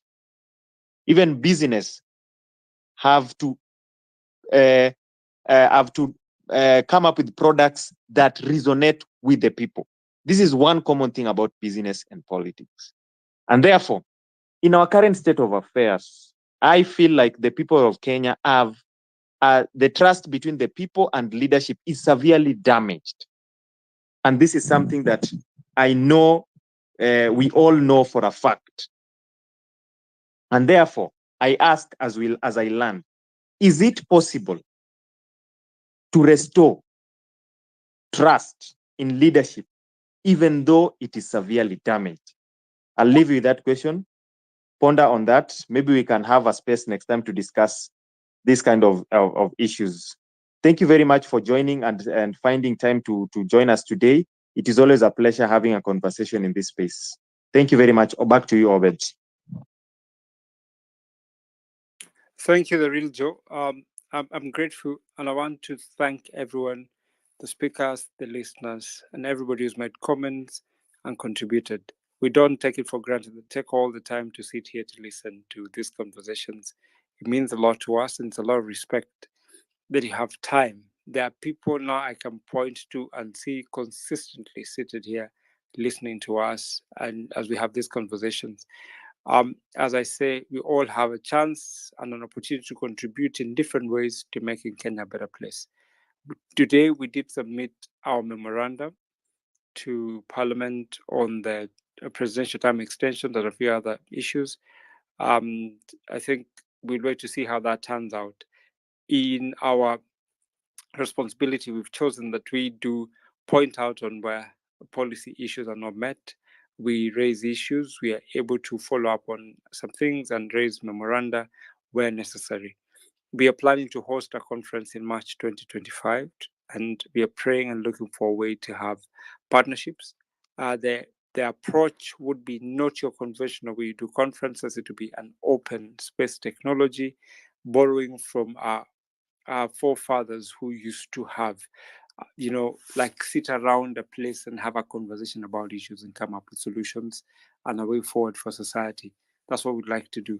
And if you like to, and we'd like to show interest in having this conversation and being a part of it, please go to mizani254.org, our website. Under the contacts, you'll be able to get the details, and please reach out and we'll be happy to collaborate. That said, I'd like to welcome you for the space and subsequent spaces. We have a space on Sunday, 10:30, Sunday schooling. And Sunday schooling will be The Bible Says. It will be a very interesting one. I'd love you to join. And on Monday, we have another one on leadership. That said, I go back to Mizani so that we finish. And thank you very much for your time. I'm ever and forever grateful for your patience with us. Thank you very much. Thank you, Obez, and the rest of the team, and also for the housekeeping information. We do want to really appreciate all of you who made time to be here. Today, we were looking at the week in brief, and I know we've touched on so many topics, including the very comfortable and uncomfortable conversations, depending on which side of the aisle you are in. However, Joe, the beauty about these conversations is that people will fact check us. So here is one. Kenya has an employment rate of 5.7% with a population of 54 million, while Germany has an employment rate of 6% with a population of 84%. One cannot compare percentages on their own. They need to be tied to a number for context, otherwise they'll be misleading. Comparing the two countries' unemployment rate with just percentages give the wrong impression that the two countries have similar population sizes, which is not the case. That is from data analyst. And I love the fact that he actually goes with that brand. Thank you for that. And for those who joined us and have not had an opportunity to engage us in the past, you know how to find us on www.mizani254.org. Simply put, Misani. Namaanisha wakati umeisha. Mizani254.org is on our website. You can be able to read more about us and what we do. In case you really want to partner with us, like Obed said, reach us through, that is info@mizani254.org. There's also our WhatsApp chat section or number on our website. Whoever will be able to see through that on our administrative section will be able to answer and effectively do so. For now, I want to wish the rest of you a peaceful evening. If not morning, I wish you a great day ahead. My name is Liquian Eli. On behalf of Mizani 254, the rest of the crew, have yourselves the very best. Good day, good night, and good afternoon. Good evening. Can anyone hear me? Loud and clear. How are you, Mizani? Yeah, I'm doing well. I've been trying to talk to myself throughout. Oh, really? Oh, yes. I guess the heavens have conspired. I'll just readjust a few things here, but greetings to all of you. I hope you're doing well. Welcome to yet another conversation right here on Mizani 254, where the scales of balance are restored and meaningful conversation thrive. Definitely, it is your week in brief, not so brief because we'll be looking at the people, the business, and the politics of the week. Joe, I'm happy to have you here as a co host. Of course, I'll be inviting Orbits to be part of the team. And Stella will be bringing us matters, economy, among other issues in the business sector. And all of you who are making time to be here, we are more than happy to welcome you to be part of the conversation. Looking forward to have a fruitful one and very engaging one for that matter. The Real Joe, greetings once again to you.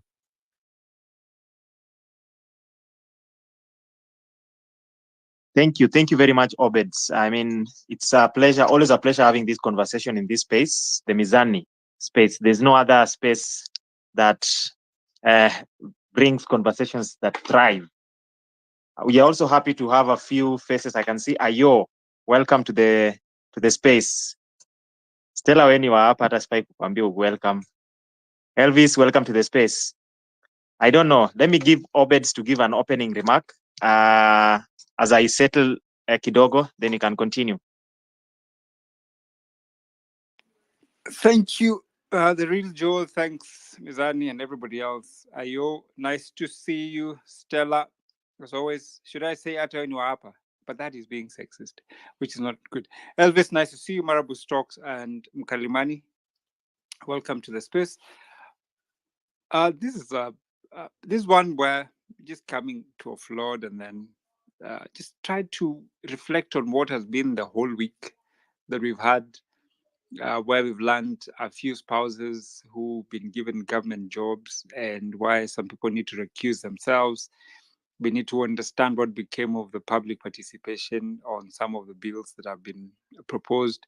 I'm glad that at least we were able